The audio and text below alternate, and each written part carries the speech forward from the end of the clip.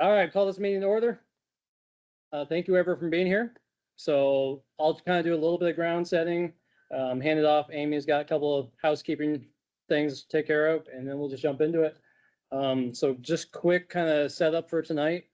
You've got the discussion outline, first document there in your packets. We'll use this to follow through kind of the 3 nights. We didn't really specifically say, okay, night 1, we're doing this, night 2, we're doing this. We'll just get through it as we get through it.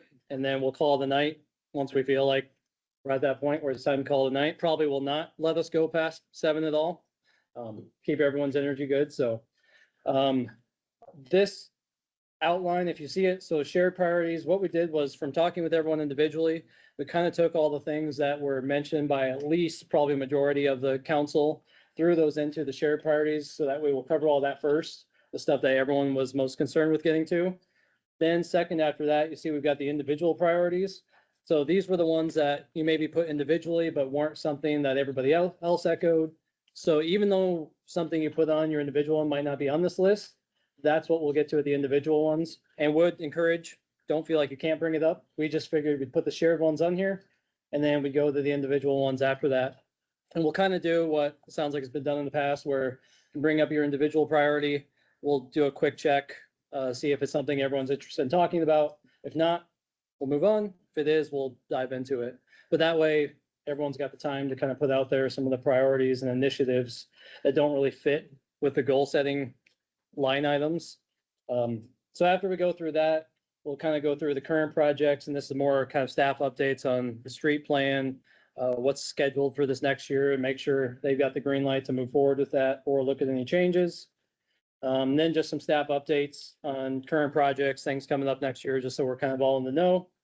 Then we'll jump into the goal document and kind of do what we mainly did last year and just go through every item. There's some things that some of you called out in the goal document, separate initiatives. So not everything's in these shared priorities. Some things might just get covered in the goal document if you pulled it out of there. So feel free to bring it up in the priorities if you're not sure if you had it in the goal document. But once we get to the goals, we just want to make sure everyone's got time to get everything out there that was on their mind with the individual ones. So any questions generally? And then again, at the end, we'll recap it, make sure we've got our plan of work for next year, for what we want to prioritize for goal setting work sessions, or for council work sessions, committee meetings, all that. Sound good? Does anybody need coffee before we get going? All right. One other thing is that a lot of this, like I said, was driven by us. We'll have staff. The way we're going to go through the shared priorities is first, we're going to go through all of them, because the main thing we're looking for is we've got a lot of big projects. So the big goal of goal setting is going to be to prioritize. Which ones are we saying to staff, this is the priority, really focus on this? Which ones are we saying, hey, this is interest, but once we can get to it, the goal for these whole 3 days is to just set, okay, what actions are we taking in the next calendar year on them? So we're not going to solve everything. It might be saying an outcome of it is that we're going to need a committee meeting on this or a work session. It might just be saying an outcome is direction to staff to move forward with it. It might be saying that's a kind of like I did last year, put it on my plate as a priority to look at. Or it might just be saying it's not a priority, so let's not really plan on anything for next year on it. Yeah, so we're going to go through all of it, and then we'll circle back and actually try to prioritize, because we figured it's hard to ask everyone to prioritize when we haven't really given everyone all the details yet. So if we're good, Amy, you want to jump in with just some housekeeping? Except anything I missed? So Rob went through at least one of these now. So again, just a reminder that this is the work session to set priorities. And so there's always that balancing act of talking enough about it to be able to name if it's a priority, but this is not the work session around topics. So we'll just keep working with you to balance that so that there's enough conversation and enough information that you need to know. We will continue. We will be intentional about, in the past, we've said silence means affirmation, but we've also shifted in the last year to being way more intentional, like about, do we have, where do you stand on this or not? Is it in the thumbs up or thumbs down? So we'll just continue to do that as well. And just try to keep moving through. as quickly as possible, and we'll just work to manage together to keep checking in with you. Are you wanting, having more conversation at different times that that's happening? Or, need to keep moving on? This is a meeting where public may be here at any of these sessions, but we're not taking public comment during these meetings. And then, as before, what will happen at the end of the sessions is that, I'll prepare a final report of what you had decided in terms of the priorities, changes, et cetera. That will come to you, I believe, early in the year.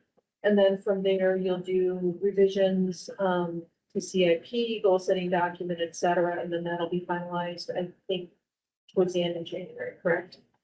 Yeah, what we're hoping is Amy's report would be on the first meeting in January. The actual goal document would be second meeting in January. And then we'll be moving forward with the CIP after that and the budget. So that's our flow, where we are.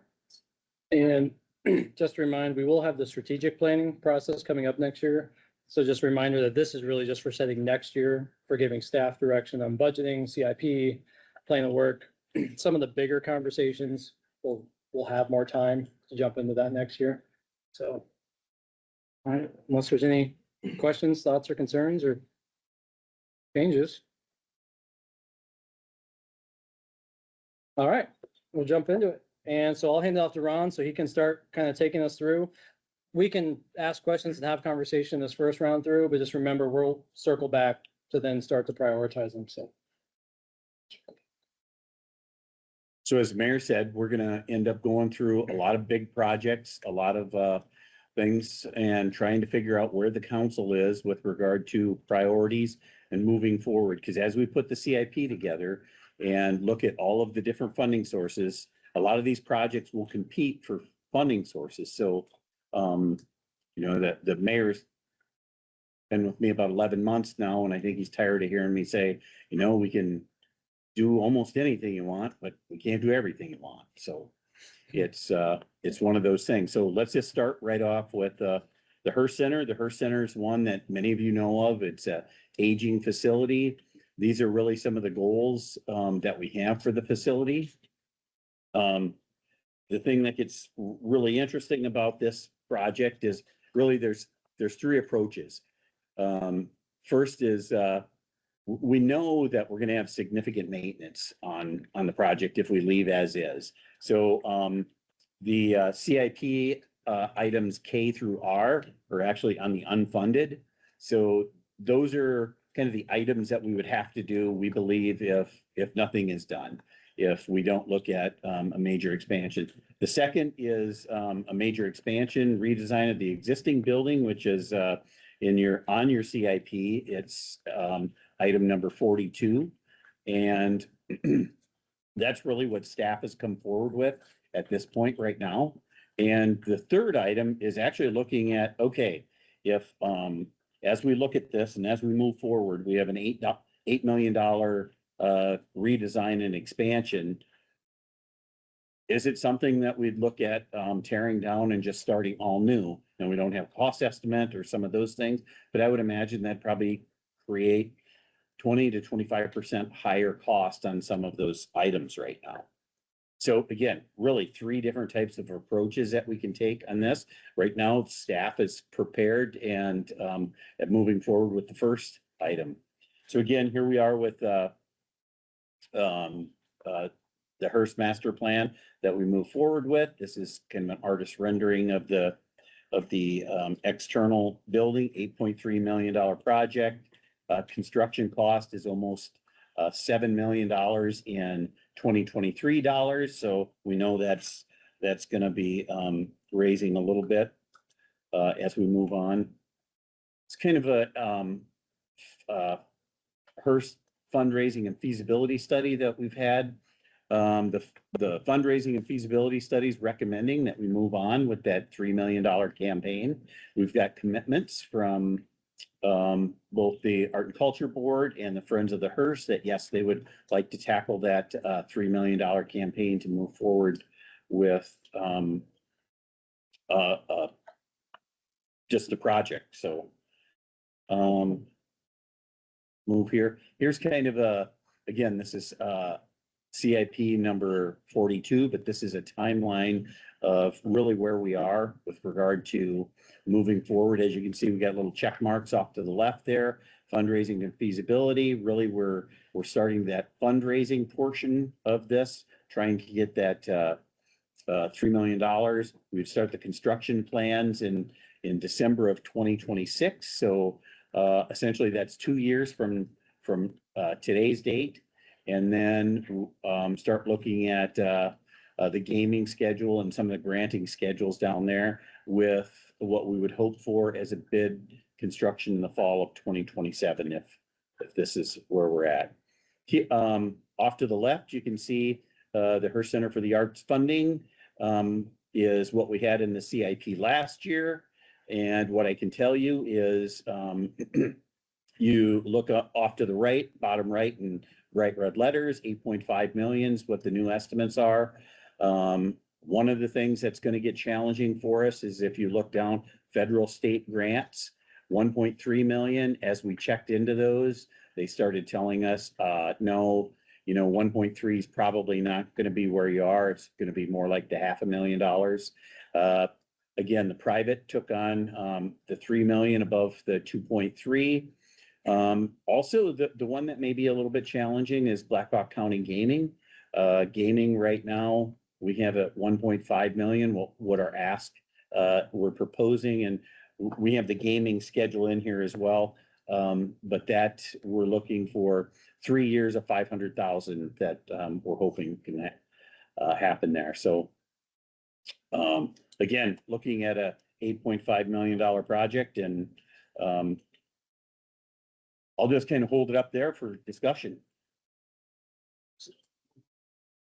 They did the Hearst Center demo kind of thing where they showed all the images and people did the sticky notes thing. Did they show a totally new building? They did. My memory is they did. They did. And do we know if people were in favor of that or they preferred the remodel? I think the reason, and I'll have Stephanie jump in here, but I believe the reason they shied away from that is just the additional cost. I think is the reality of the project, what would be supported as well as the cost. So it wasn't necessarily that people were like, no, you can't tear the building. Correct. Okay. no, I would tell you that 15 years ago when I got here, that was the sentiment is no, can't touch the building. We want to save it. Yeah, because actually we'd be demoing the front part of the original That's kind of as a part of what we're recommending right now. Sure. Okay. Thank you. For clarity, are we cruising through these items or are we stopping on each item? That was gonna be my question here. Well, I thought we'd stop here to at least let some discussion as we go. When we get towards the end, I have some slides of competing projects, so you can kind of talk amongst, hey, where are we there? So for instance, this slide will also have the public safety building and a rec center where those are all competing funds. So kind of talk about what could be priorities and timelines at that time as well. So I'd say now is kind of time you can ask questions for clarification and learning, and then we'll circle back to try and prioritize where the funding is. Because on this one, I would say the 1.5 from gaming is very optimistic.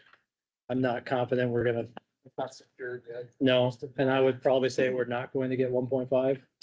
So the problem really gets to be in some of these grants. If you look back, so we're not even gonna know what the grant is for gaming till May of 2027. And that's right about the time where you're really getting into construction drawings and some of those things. So grants like to be last dollar in. So you can really get hung up towards the end of any of these projects with some of the grant.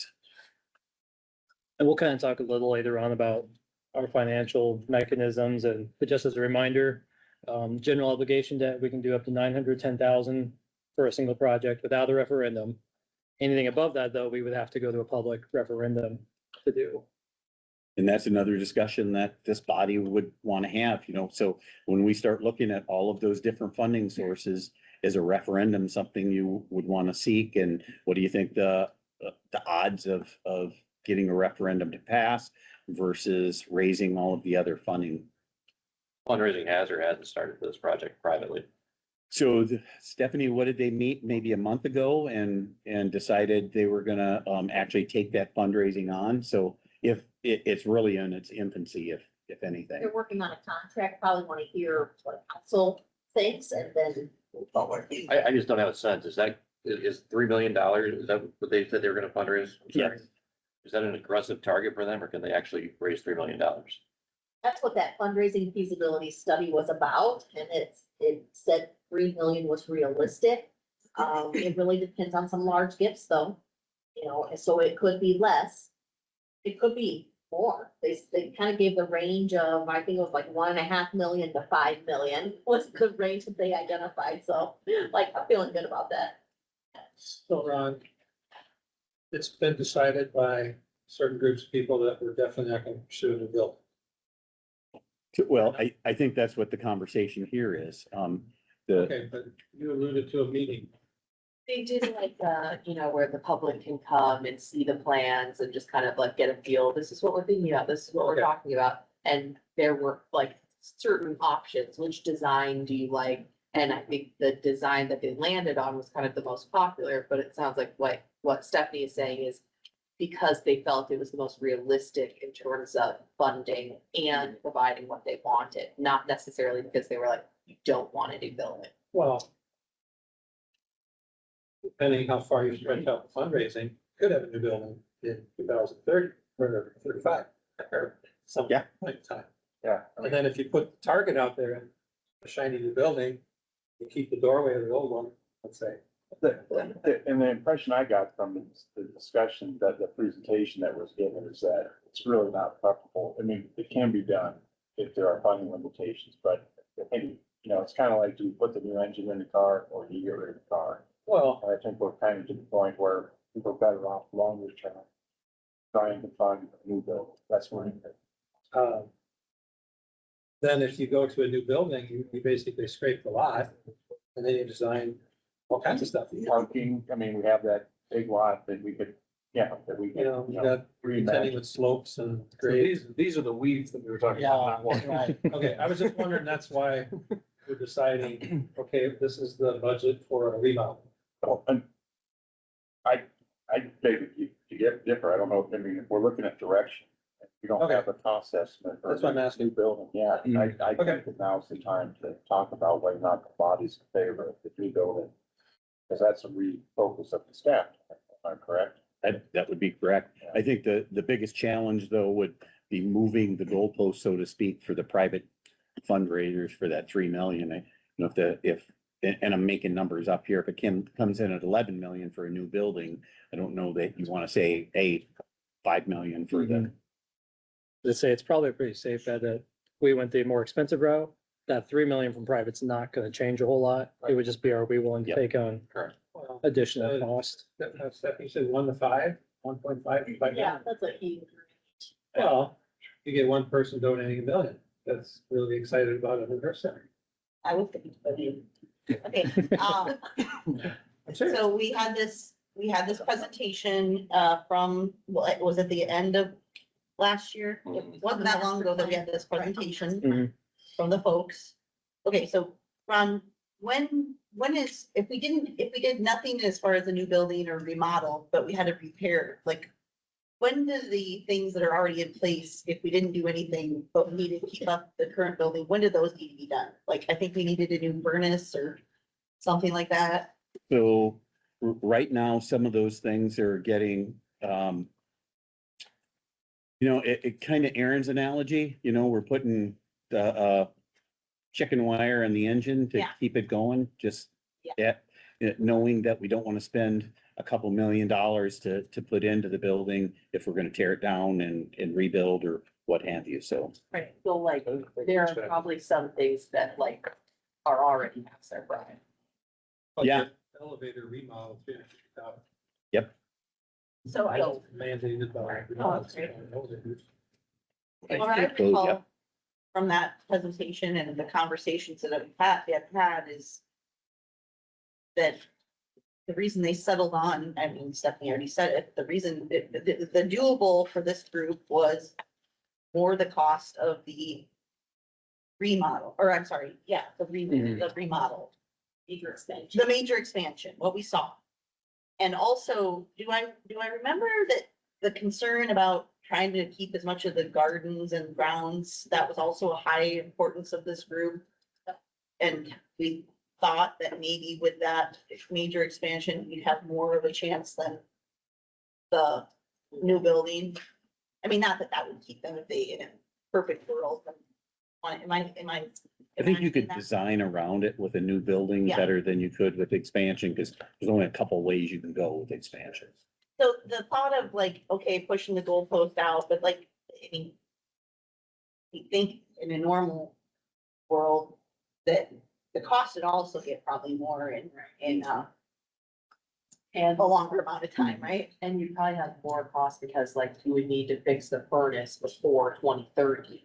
So then you're adding the cost of like those smaller maintenance items. I guess to keep it like simple, I'm supportive of what was already presented and yeah, I'm sure, yeah, in perfect world, we love a new building and all the things, but I felt like the group felt good about what was proposed and what the major expansion, so I'm supportive of that. And I know that we'll talk about like competing stuff at a later slide, but if you need a thumbs up, I'm supportive of the major expansion that was already talked about.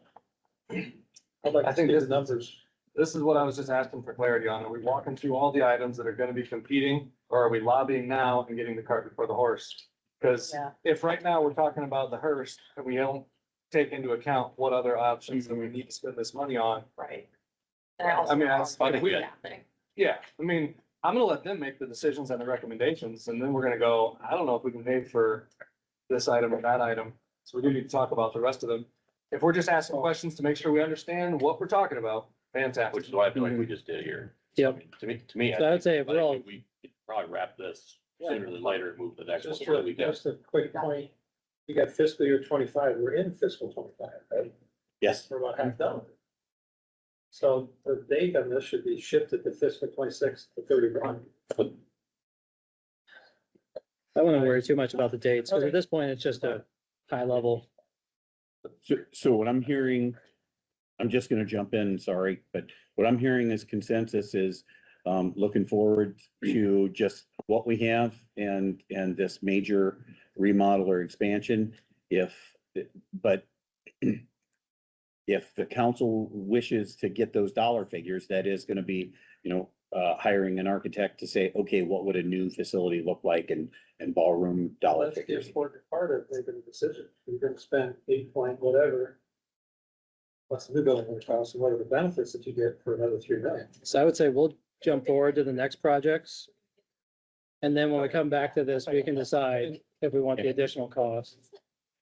Like a guesstimate of what a new building would be when we had Yeah, that, yeah. the presentation, like, we could all rewind it, not here, but it wasn't that long ago, we got the presentation on this. It was 9.1 million, right? 9.1 million plus the design and the furniture and fixtures, Yeah. a new building. Oh, Okay. And so, It's not that big of a difference. thanks, Jen. I know, we all think individually, I think that's different lens, but I'm here, when you say, I'm hearing consensus that we want to go forward with getting bids on the potential for a whole remodel. I'm saying, we haven't decided what we want to spend No, the that's- only money we have on, so I just want to make sure I'm understanding correctly. Yep, so that I'll we've step got a in lot here of quick. things That are gonna be asking for our money, and the methodology of mend it, make it worked for centuries. We might need to just chill a little bit on how much we spend and just say, I like it, let's pay for it with bonding. So let's talk about all the different competing Yes. finances. Yep. Then we'll talk about what consensus we get. Yeah, so that's what I was gonna say is, I don't feel like we're even at the point of looking at consensus yet. Let's keep moving and we'll come back and prioritize. I think, okay. So Parks Master Plan, I'm not gonna go into too much depth. This is more of an overview here. Again, item, CIP 53, but we're moving into, the Parks Master Plan and identifying, a number of the things that we've all talked about with regard to this. Here's some of the amenities that are also being considered, Virgil Park renovate, or reimagine, flood buyout properties and what, what would fit within the restrictions, park improvements, North Cedar maintenance, and recreation improvement plan, dog park, skate park, amphitheater, and river project. So these are all things that are being considered within that Parks Master Plan. One of the reasons that I think this is kind of so important that we start talking about when we talk about the schedule is we're, currently we are in fiscal year, as Gerald said, 2025, 6 months till FY 26. So as we talk about this, we're not going to know what those priorities are by the time we get the budget set.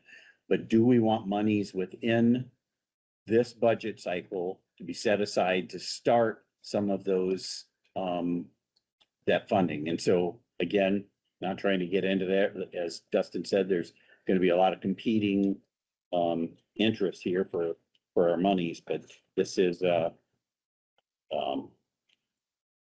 definitely going to be at the top of mind when that, I think it's, as we're saying here, the Parks Master Plan will be coming out. And so if we want monies in the budget to start implementing some of those, things right now.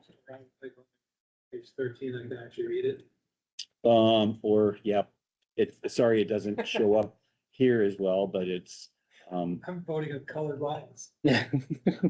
So Ron, to clarify, 145,000 that's in the CIP is just for the plan that is correct. execution. So we don't currently have anything earmarked to put in those improvements that it might recommend that the citizens have then demanded once that plan has come through with their wishes. That's Yeah, correct. okay, thank you. Yeah, the discussion here would be is, do we want to preemptively just set something in the budget so that once we get recommendations, we can do something? Well, And what that plan is gonna do is actually gonna go in there, gonna identify projects and what they believe the citizens are saying should be the priority as well. Birdsall is in here, and I know that's gonna be impacted. We're kind of waiting on the findings from the master plan to make sure that our course of action is correct. Those monies are gonna stay dedicated, right? Even though they're in a couple of them, I think the ball field stuff's in 25, but the rest of it's 26 and beyond. Do you have a speculative thought from experience, how much we might earmark for actionable items in 26? No, I mean, because I don't know how big some of the projects may or not be. Yeah, I'll pick on the skate park. The skate park, we've heard estimates that we could do anything from $200,000 to $3 million.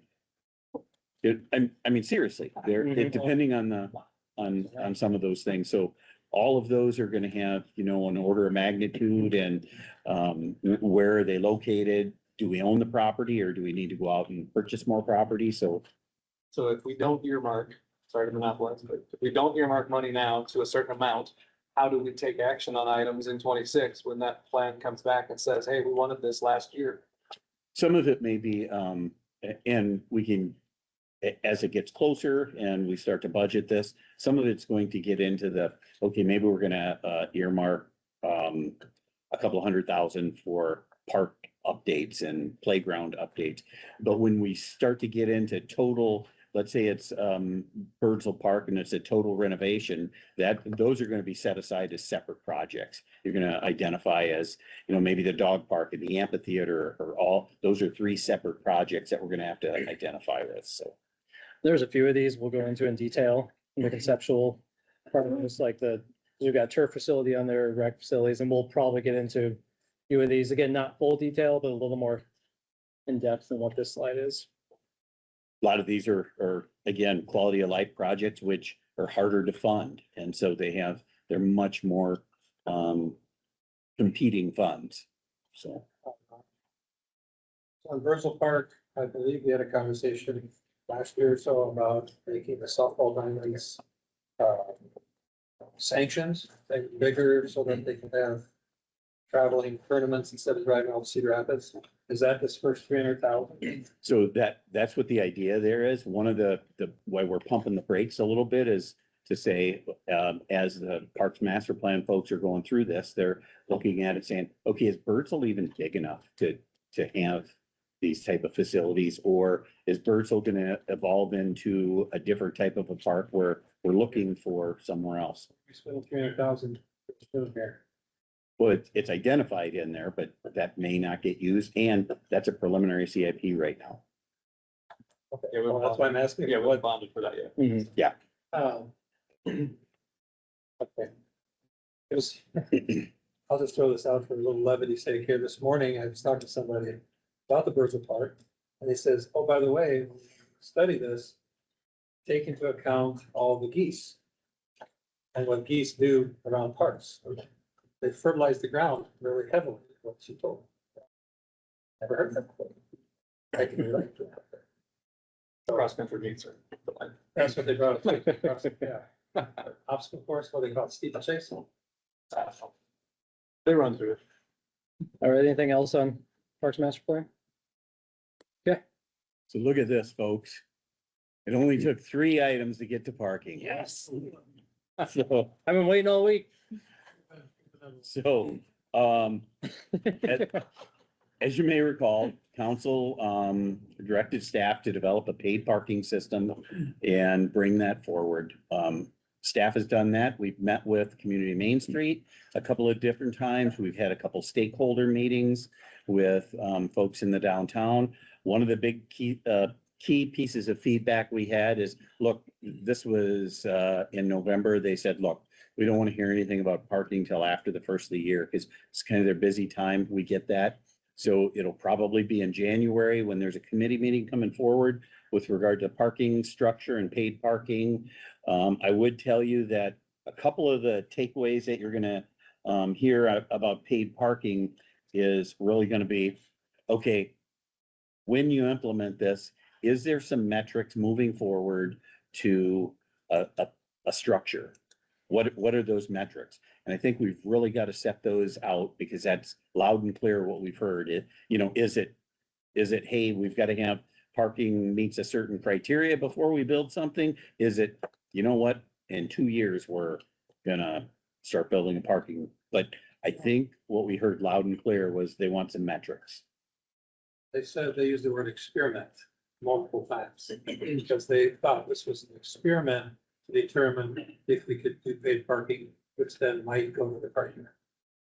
That was what I. So one thing folks always think is that paid parking is a revenue stream. Paid parking is not a revenue stream. It's a way to manage parking and keep a turnover. And so that's really what this would be, is kind of the next step before you move in there. But what I heard them ask for is, hey, we want to know, what does it have to hit? What's the, before we're getting a parking ramp? Well, I was at both meetings, so I relayed that. Sure, yeah. They were concerned about it being experimental or embarrassed with their letter. So just throwing that out there. I'll say from being in a lot of those conversations, I didn't make it to both the meetings, but general takeaway, especially talking with a few of the downtown people, is people want to know there's a plan.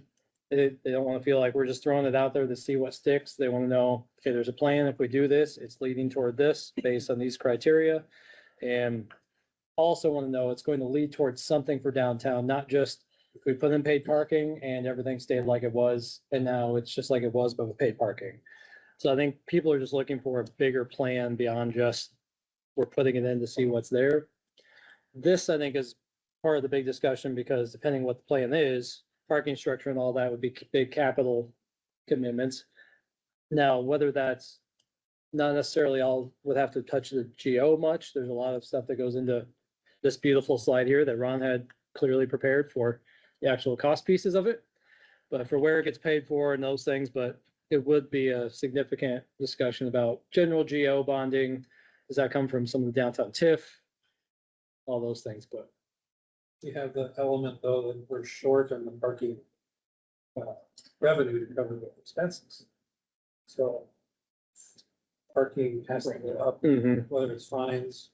or- Like there's an upcoming expense regardless. I was gonna say, you're not gonna cover the cost of that, for paid parking. Not So- the parking ramp, I'm saying the staff, To enforce. we call it Operations. management. operations management for the current parking program is negative.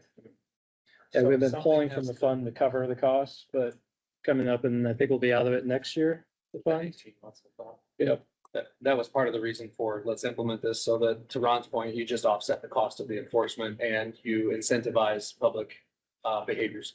So I think I'd be looking for your guys' comparative analysis on how much additional commercial square footage do we have to have added to the downtown district before it warrants needing parking spaces.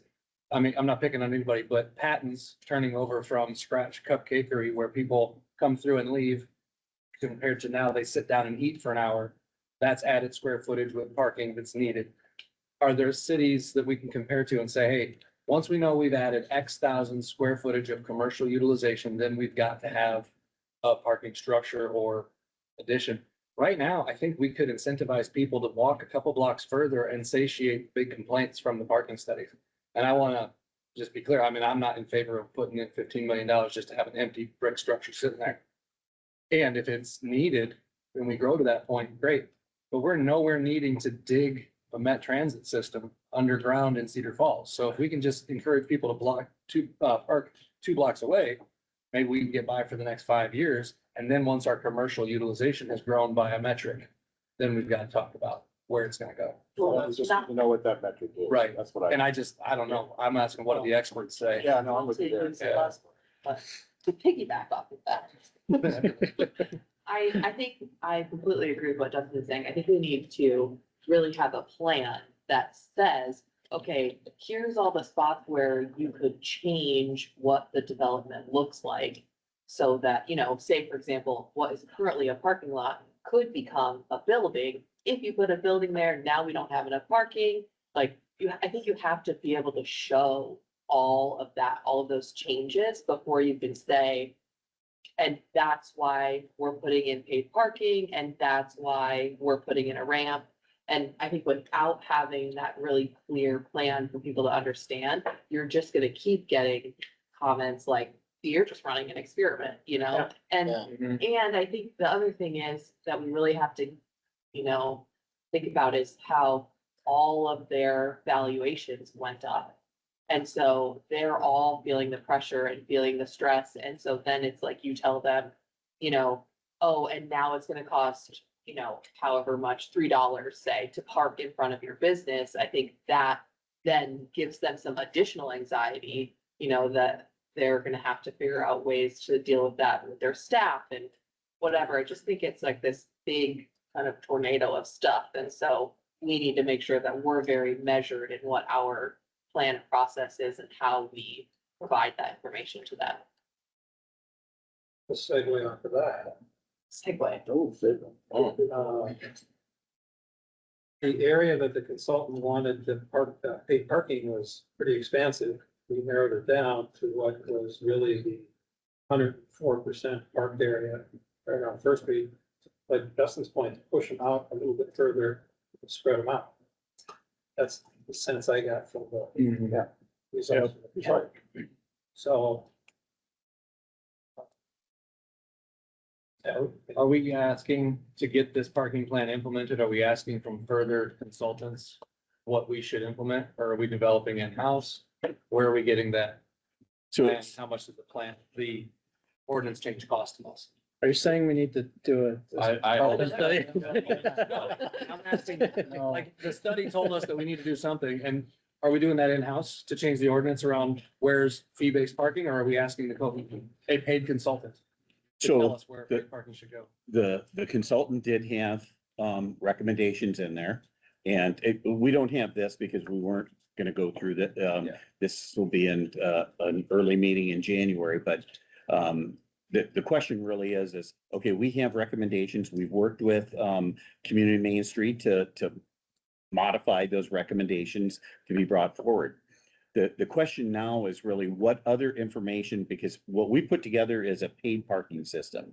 Nothing to do with, hey, here's the metrics. What are the metrics that you want to see?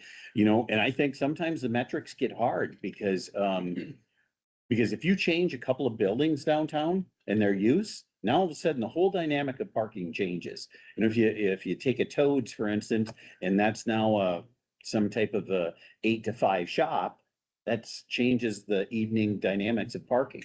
Or if you take one of the shops down there and now it's another nighttime establishment, it all of a sudden changes those metrics of parking. So, or where do you locate it? You know, if most of the, what you're seeing is high percentage of use is probably from Third Street to the north, whereas you hit Third Street to the south, it's closer to the 50 to 60% mark. So, and then what's the philosophy? Is the philosophy that, hey, I want to relieve some of the area where the parking is right now, or we're putting in a ramp to help growth in the future? So we'll say I've had a few conversations. I can't talk to the specific projects, but there are business owners and landowners and people wondering what's the plan because they've got potential uses that unless there's additional parking, they might shy away from doing. Because if they know it's gonna be a significant issue, they're not gonna really move Let's forward. do with that. that. And that's Yeah, why we but need to a metrics. parking ramp, it's a 40 to 50-year marriage. Mhm. That's, So it's That's not like part of- we can get directed from, hey, next year I wanna have another restaurant or a store, so I need a parking ramp. In 5 years or 10 years. And thinking about like our new incentives that we added, like, you know, if you put up a building, now you get this, you know, it's like. Are we then, are our actions encouraging growth that would then require a parking ramp and like, I Mhm. think. Yeah, again, it's like we kind of need a plan so we can say, if this, then this. Right. And that's, if I'm not mistaken, from the council or committee, whichever it was we were meeting in, that said, we want to move forward with a paid structure and metrics so that we will know when we need to justify or when we have justified a ramp. We do need those metrics, and that's what I'm asking is where are they going to come from? Are they coming from internal assets or are we externally consulting to get those metrics? Because I might envision if we put in those metrics, if developer A comes and puts in X amount of business hours for sit-down parking, then it's required, right? Like, that might not be the right way to go about it. But I do think we need those metrics as a quick follow-on to an ordinance change that brings in paid parking. They're two different needs. you say metrics, you're saying the willingness of the public to pay for paid parking? No, the There's metrics. criteria for when you would So that we're not telling act on people building it. in another 10 years, parking's always gonna be an issue and we'll never have an answer. I wanna know, this is the answer that we wanna vote on. And once we hit those marks, then we're gonna start building. Yeah. Or not. If we never hit those Well- marks, we'll never build. That kind of thing. If I remember correctly, I remember you with the big head nod, it's like, is the public gonna be willing to pay for parking? And that was kind of the big impetus to put something in the first place. The discussion of what type of parking there was just a bunch of pretty pictures. And it seemed to shy away from just a parking ramp only. But I think to answer that question is, I think the public is, I'm not saying everybody, but I think the public is willing to pay if they know what they're getting for their payment, and that's the ramp. And so the metrics That's is what the, Kim Bear's letter, or the Yep. Main Street's letter is. That's really, that's what the parking study is, that no matter what, right? If we're gonna eventually get to a ramp, first step is to implement paid parking and see where we get from that. But we don't know. To your point, we don't have a metric that right now would identify to us, oh, this is a wildly successful idea, go us, or not. So until we have that, I think it's really difficult to And see where we get get a is path forward. not reassuring. So that's what Mhm. I'm saying. That was the experiment word that important. kept coming. Yeah. Whatever metric. Whatever the metric is. we And need to here's know. my input. Whatever we decide, I think the other part is oversimplified is we gotta stick to it. Because like every council from the beginning of time talks about parking, and I'm not saying it's gonna go away, but we are just as much a part of the problem. And I say that as a person who's been, I will admit, like, anyway. Yeah. Well, really done. I love. So if I can ask to recap on this, this we can do a thumbs up, thumbs down, because I think this isn't really at this point like an immediate CIP. Neither will be once we get more detail. We'll have to discuss it, but so maybe it's thumbs up, thumbs down. The feedback I'm hearing is we obviously need to keep talking about it and working on it, but you want us to come back not just with a paid parking plan, say here's a paid parking plan, it's paid parking plan, but also more details around what are the metrics, and we talked about this at the last goal meeting. But what other information beyond the additional metrics would you like us to start looking at? Cost reviews of a ramp, that type of stuff, or? I think we got that. I think, to me, if I were to summarize in that, you know, we can disagree with it, but here's the paid parking system and here's why we're not building a ramp. if we hit these target marks at some point in the future, that's when we'll build a ramp. That's what I'm looking for. Can I read this? Yep, go ahead. Develop a plan for downtown that demonstrates potential future commercial growth to help with understanding the implementation of paid parking and establishing a clear, actionable timeline for a potential parking ramp. This plan will assess expansion areas, forecast parking needs, and build community trust through transparent goals and milestones for sustainable growth. Yeah, because at the meeting, the people that were at the meeting, they were like, it was a cloud, what are we getting? And Yep. it seemed like we communicated well enough what we're getting. Yeah. Why? So I take it just one step further. I think before you bring this to a committee meeting in January, that metric has to be flushed out. Yeah. Otherwise, there's no point having it. And we can have some of those in there, but you know, it's not as simple as a metric. Because, okay, so if it means, hey, when we hit 90%, that means we're gonna build a ramp.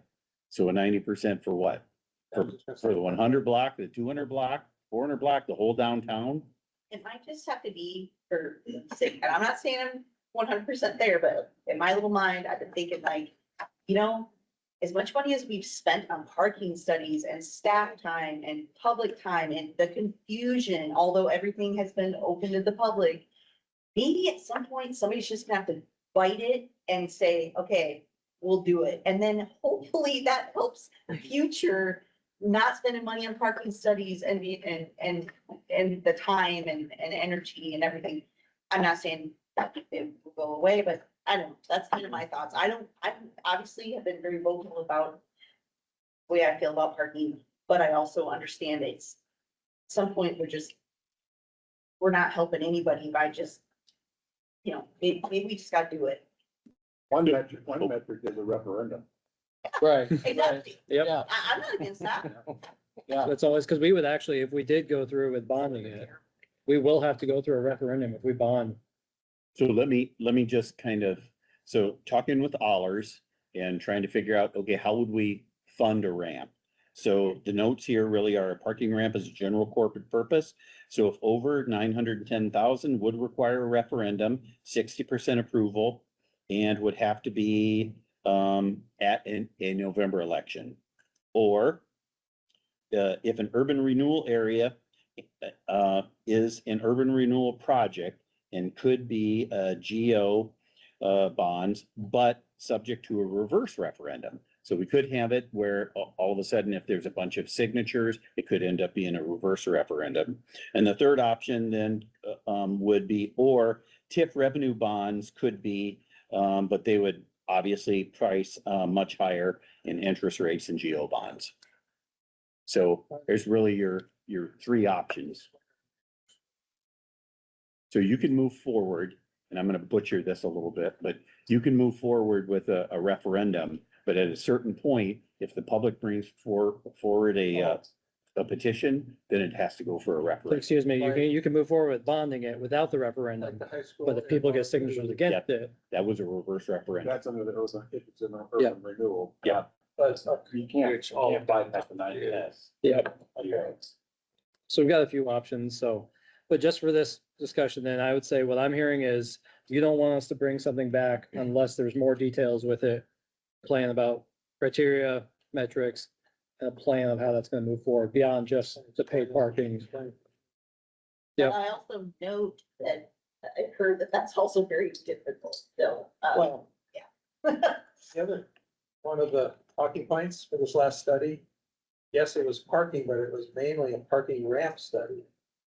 Put into the network of parking, as opposed to the one in 2019 before COVID. That was how many more spaces can we find? How can we configure things? And then COVID derailed that. So they think we're spending money in the parking study every 2 years. Well, we're not. Especially on parking one. But just to do a quick thumbs up, and we'll steal Anna's wonderfully written description. Please do. Yeah, for any thumbs downs? Okay.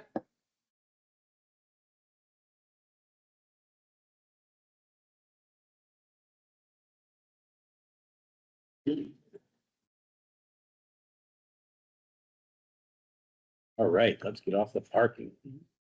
That was Community Main Street's letter, Exhibit 1. So you all have that in your packet if you want to look at that. Move on to, this is CIP item number 43. That's actually in there, talking about public safety building.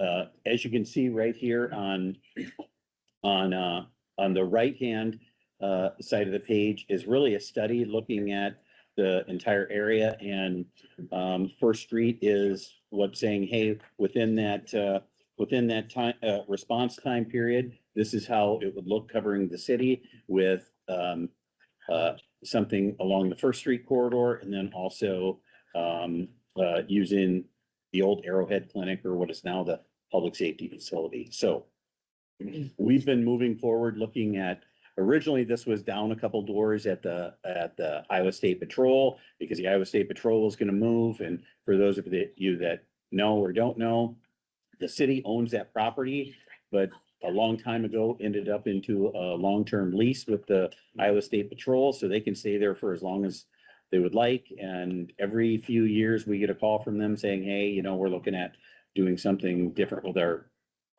building, and then it dies down. So the school is actually potentially looking at moving out of that area, but they haven't got any of their plans. Yes, sir. I'm just curious, still on that long-term lease, there's no way to back out of that with any duration? We can't sunset it ever? I don't believe so. And, you know, that's gonna be probably an attorney, Yeah, I'm looking at. Question. Kevin. but,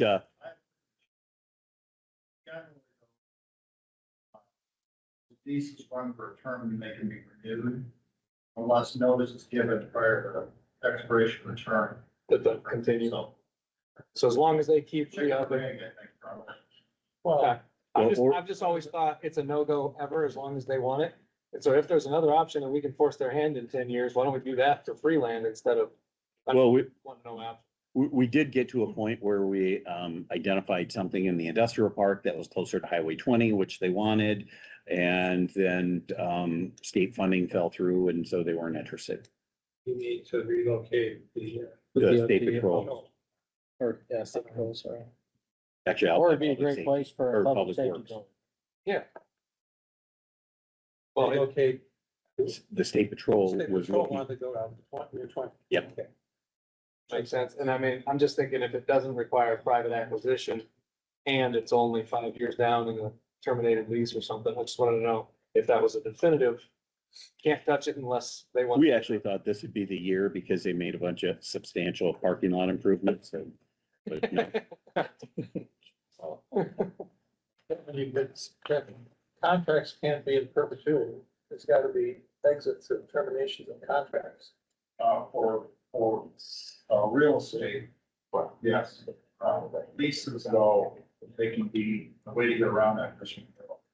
But subject to people on both sides agree. Agreed. Yeah, absolutely. So then why do we keep agreeing? Well, how often is the renewal? 10 years? I'm gonna check this lease, I haven't reviewed it, I'm gonna check. Okay. the lease and send something out. Thank you. Ron, how does this overlay with that highway patrol property? This looks larger. Actually, what we've done with the solid lines there, that's actually school property. So if we were to assume that, that would be all that would go in with it. And then outlined in the red dashed would be, hey, depending on the size that we would need here. But long before we go to purchase any of those properties or anything like that, we would do a conceptual on this property, see what we needed. But if you took the physical size and overlaid it on the property, you know, say that we do get the, well, highway patrol says you can have it, but then we look at it and go, there's not enough room here, or is there enough room there? I think they're all the same, they're both city block, 330 feet. And the reason this is a big discussion is if we move, say, school's ready to get out, we can get in here and get going with it. It's gonna fall on the same timeline as the Hearst.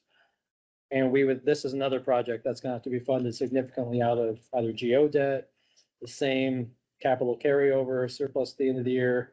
So it would be a discussion on, okay, if these both fall in the same year, we probably have to either say one's gonna have to take priority over the other, or look at, are we open to doing some extra geo debt to help fund some of these projects? But the only way you can do that is Referendum. referendum. So item 43 is just acquisition of the land. That's all we have in there right now. Demolition, clearing it. It's not anything built new. Right. And again, we're keeping in touch with the school district. There's some things they're working on based on some state conversations that are depending on when they timeline of being able to commit to getting out of there. So they're hoping to get some information. I talked to Annie Petty, late last week to get us some information in the next couple of week or two.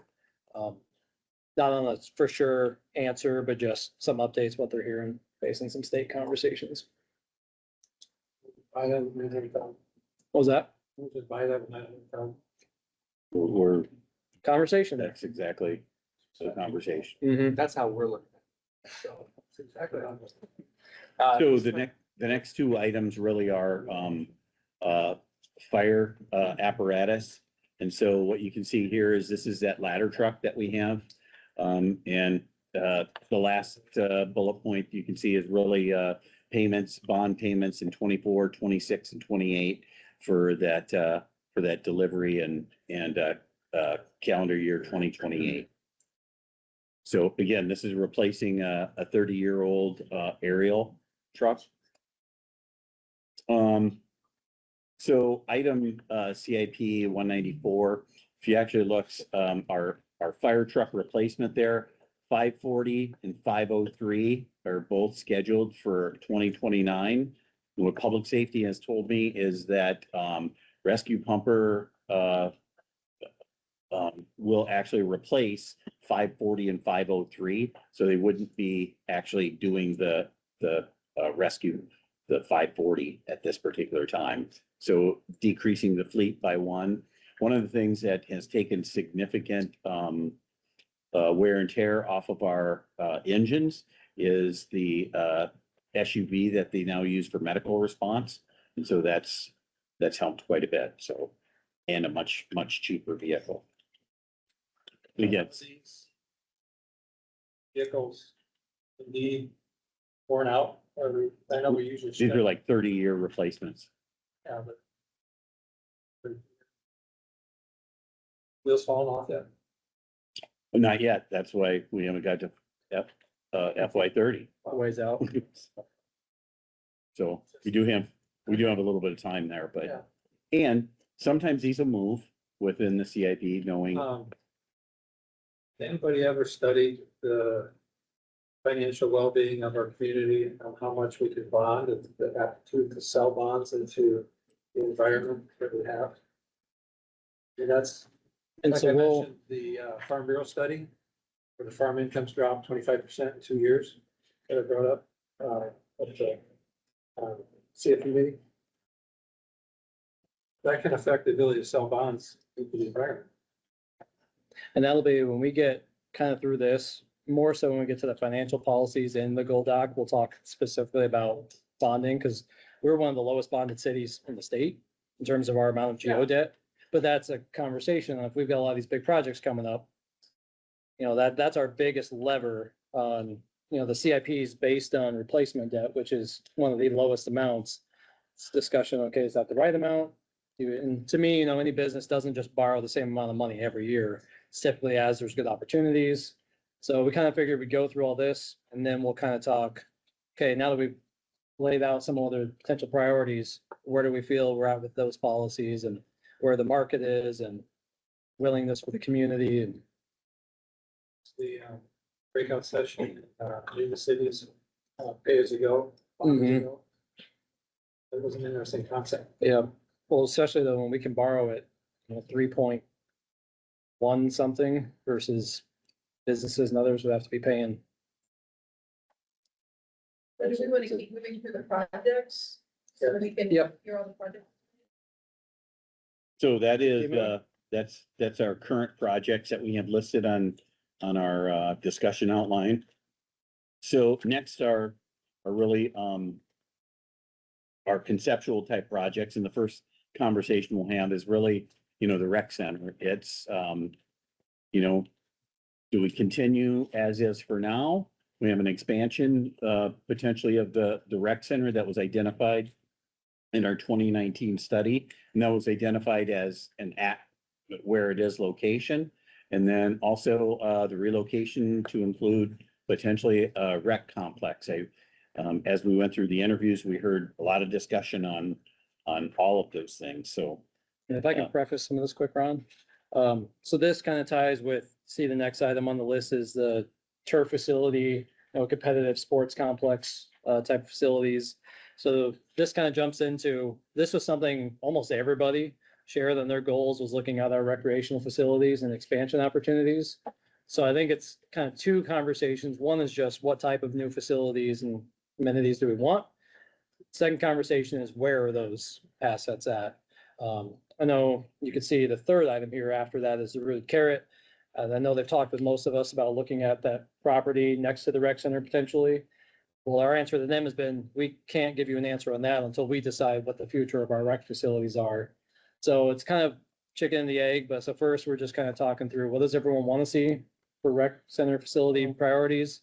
I know we'll jump into a few slides here about our usage rates. And we did have back in 2019, that full study of expansion done. So kind of those two things to keep in mind is just what facilities do we want? And then where are those facilities at potentially? Say I'm not excited about giving up that. Those empty lots. And we keep control of those. I think there's room to continue on with the rec center that we have, but to expand into others, if we do, the discussions that Dustin's had about competitive baseball and Daryl's comment about how sustainable is Bertzel, baseball, softball, outdoor soccer, those sort of things. Pickleball complex. A pickleball complex, as that continues to grow, there's gonna be more and more discussions about an permanent inside courts, so.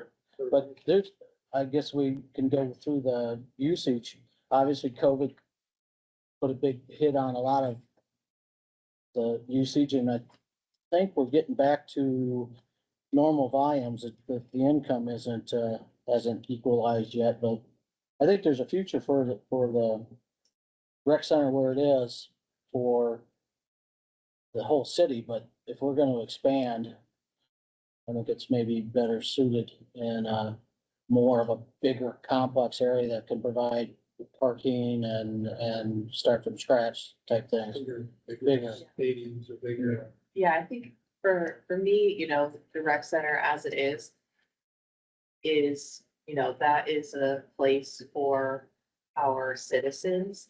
And I personally really like the idea of moving away from everything has to be in like one spot. To me, it's like, okay, it's got a weight room, it's got some courts, it's got space for group fitness.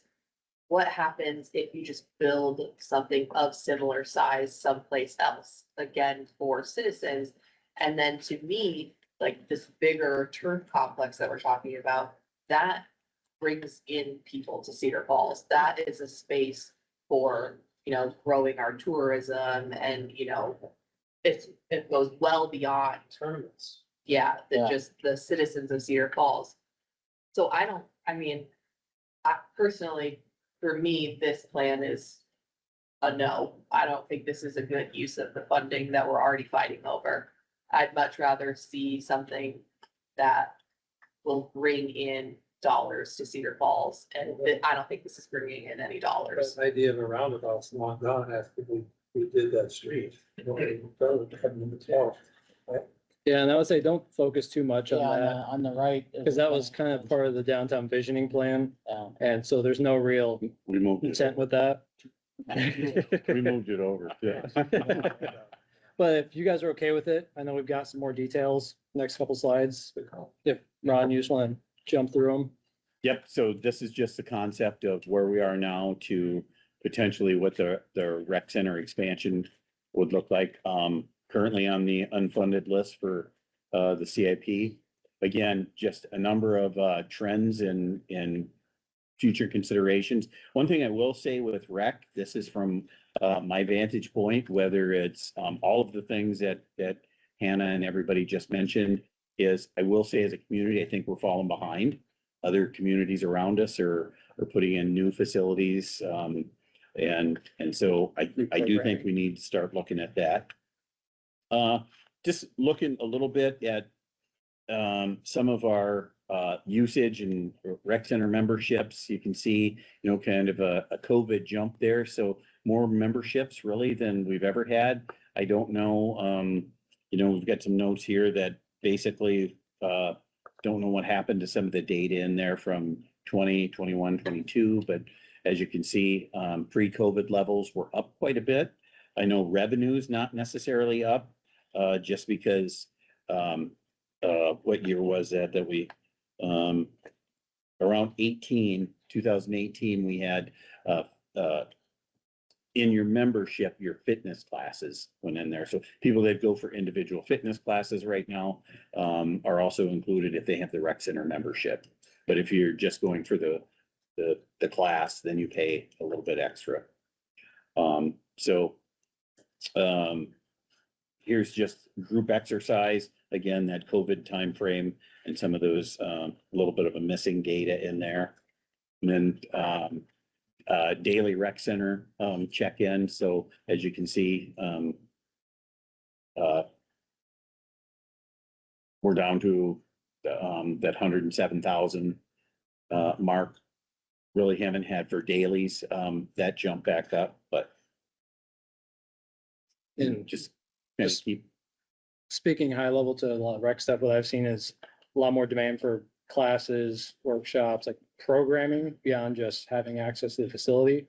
But I think tough thing with this data is it's hard to tell, okay, our memberships are up. I think partly we reduce some of the costs to help bring more people back in and seeing some of the group classes. But it's always hard to tell, okay, is membership declining because we haven't invested in the facilities and our facilities are dated compared to other options available, and people seeking activities and programming through other places. So the other thing is private sector stepped up as well. There's a number of private options that you have throughout the community. You say dailies, okay, because the membership actually went up. When we say dailies, is that? People that come in, The number of cards. Is it like, is it members or is it just people come in and pay the daily cost? I believe that's the people that come in and pay the daily Okay, cost. so it isn't necessarily like. What? Oh, You scanned it. Okay. And Stephanie, do you know what year-to-date date that's approved for 24? Or Ron, do you know on this slide? So say that again. What does 24 consist of? What year-to-date is this slide? I can set. Okay, I'm asking, are we trending towards higher than 23? I would guess it. We So are. yeah, it seems like then we'd be Yeah. trending up a bit. Speaking of those private recreational things, is there something on Vikings? Yeah, the fit courts. Yep, and then there's the gym that's out in, and there's at the mall, there's another one, there's. So you got Planet A lot of Fitness the in the strip mall. malls, there's different ones as well. What, if we know, we got a meeting at city to city and Crossroads redevelopment. I have no idea. Don't know if they're looking at exercise or they're looking at commercial space or. So I what don't exactly. think, they're not planning any new like the fitness facilities. They've got a hard court facility planned out by the Tech Works building. But I don't think there's any like recreational facilities planned for the Crossroads redevelopment. So the park survey we're working on, how much is that gonna overlap with the So none. The park is not planning, Parks Master Plan is really not planning on addressing that. One of the things I can tell you is VNT, CIP number 80 is actually looking at moving forward with a tourism marketing study of a turf facility. Just because they know that they're looking at indoor soccer practices, the 7-on-7 football's really taken off. That's a big tournament type space, softball and baseball practices and competition. So they're looking at all of those type of things. When we actually talk about, we didn't want to duplicate anything from the 2019 study with regard to inside the rec center. But in some ways, you could glean some information from it if you have a lot of responses saying like, more baseball, more baseball, more baseball. Well, we also know that hard courts is always in demand. Once you hit, September, basketball, volleyball, all of those, so, Actually, if you go to the next slide, I think that's on there. yep, hard court, regional meet. Yeah, you have all of those that are, Just a quick clarification on the Parks Master Plan, of course, that's programming outdoor space or requests around outdoor space. Similar to what Hannah just asked, if people are saying, hey, we need outdoor space for recreating, yoga classes, whatever, like we use the plaza, those will be informative for. absolutely, that's, Things of that nature too, right? that's why we're looking at, getting as much input as we can from. I just want to make sure it wasn't Yep. just, hey, I need more green space with a small boat But I want where the geese might That's- fertilize. I don't want geese fertilizing the So swamp. Ron, you go ahead, the rec center expansion, 7 million. Number 80 here, which is highlighted all those others, is money spent this year already, 30,000. There's a money spent? That has not been spent yet, but it will be. They're Budgeted looking for at this. moving Oh, forward. yeah, okay. And the year after another 10, so that's no study. But there's gotta be some justification for building. Yeah. $10 million. If I, Stephanie, would you mind, if you, off the top of your head, do you know just some of the high level feedback from that 2019 study on what residents were asking more for from a programming standpoint or from that rec center expansion? Do you remember? The only one that I remember that top getter was indoor pool. Nailed it.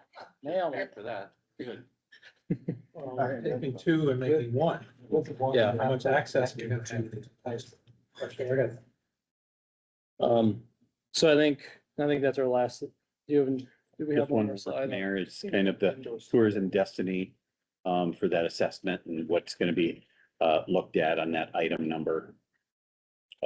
80, so. So I think the big things here are the outdoor facilities, tournament facilities. Birdsall's a big, like we talked about earlier, it's a discussion of, do we invest in the current Birdsall? Or do we need a whole new tournament facility? Because that park's not really set up to be a tournament complex. Meant to be more of a recreational complex. So when we come back to prioritizing, I think that big discussion is, all these are big projects. Some, there be probably public-private discussions. A rec facility is probably more on us. A tournament grade turf complex facility is probably a discussion on, okay, is that a private facility that we help fund? Is it a public facility? How do we staff that? Because we're talking any expansion of facilities is talking expansion of staff capacity, but also potential new revenue from the programming and activities. And so do you have any other discussion or questions just kind of on all that concept? And again, we'll circle back for some of the priorities, but Is that our job to program private enterprise space for capitalism? Or is it our job to provide infrastructure for our citizens? Economic development is beneficial, but I don't know if that's our first job. If we can't pay for a fire truck, I don't know if we should be buying turf facilities. But I want them both.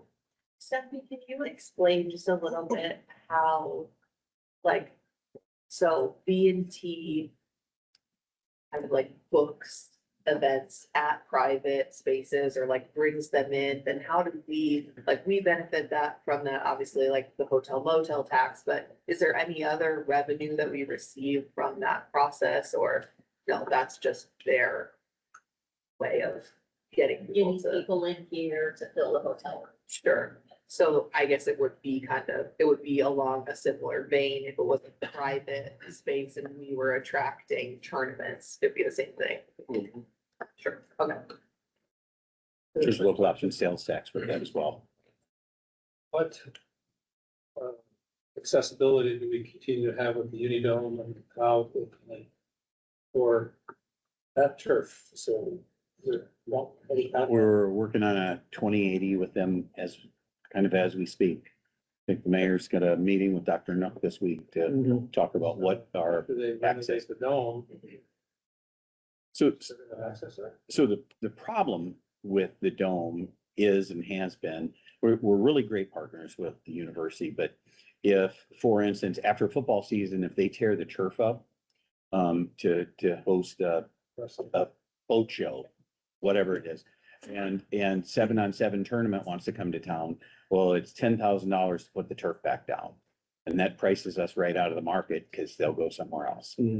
So, and I understand that, you know, it costs time and effort for them to put the turf down, take it back up. So, Wild Center and Rec Center there, so because I remember we were supposed to have access to the Rec Center, something, that was a number of years ago.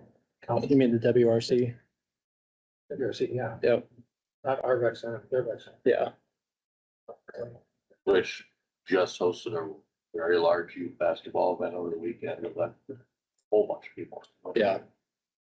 We've got more than Miss one for rec. us. They do. That's And they definitely use a, it, and they use them. that's one But they big got a con- lot of real estate back behind the dome, and last I knew, they weren't using their baseball field for baseball It's much. like open space eating for like outdoor displays of certain. like things that blow up. Mm. But I would say, just from anecdotally, like I play in our city-run volleyball leagues and things. We are very constrained on what we can offer programmatically because we just don't have the facilities or space to offer a lot of things. Because we're pretty much using every single elementary school gym, every junior high gym, and they're always busy. So we're definitely constrained, I feel like, on what programming we can offer as a community. And let's talk a little bit about our partnership with Waterloo and their eventual new facility and how does that look? Yeah, so that's one thing I know we have the hard court slide in there. They are working on a hard court tournament facility. So I would probably say we don't need a hard court tournament facility. Doesn't mean we don't still need more hard court space. But I think that's why a lot of the interest in is that turf side, because that would complement really well. Some what they're looking at is tournament grade turf, baseball facilities, those types of things, but With some meeting like space just going in at the new school, remaining at another private institution. I wonder if there's a 2080 agreement opportunity there for reciprocal utilization for programming. Yeah. Or entertaining the idea anyway. But I did take away from the fact that pretty much everyone put this on their goal setting is this is, we don't have all the answers, but it's probably gonna be a priority to say, we've got to look at. I hope my silence doesn't mean that I'm not interested. I just thought we were like, I've listened, I hear, and now, like, I'm waiting for the part where we see all the things. Yep. Yeah, I did not take it as you don't care. okay, I care so much.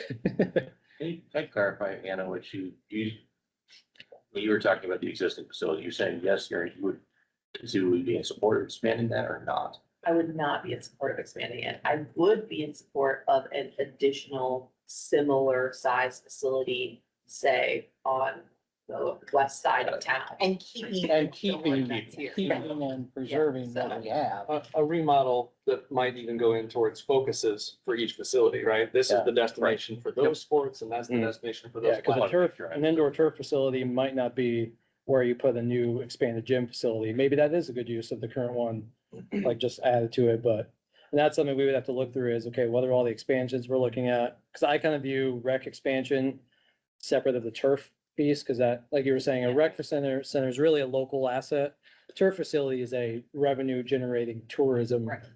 initiative. And Exactly. And I think it's good to keep in mind that those are like separate things, you know, the goal, which not to get into strategic planning, but you know, it's like the goal is for our citizens, the goal is for the growth of our community, and what does that look like? and I agree with you. I think it's a double-edged sword though, a little bit, because you want to offer those as a community expands if we have them on different parts of the community, but then it's like a lot of things, did we just double our operations costs to keep those? You know, capital projects are one thing to get funded, a one-time capital project, but ongoing operations, maintenance and is something else. So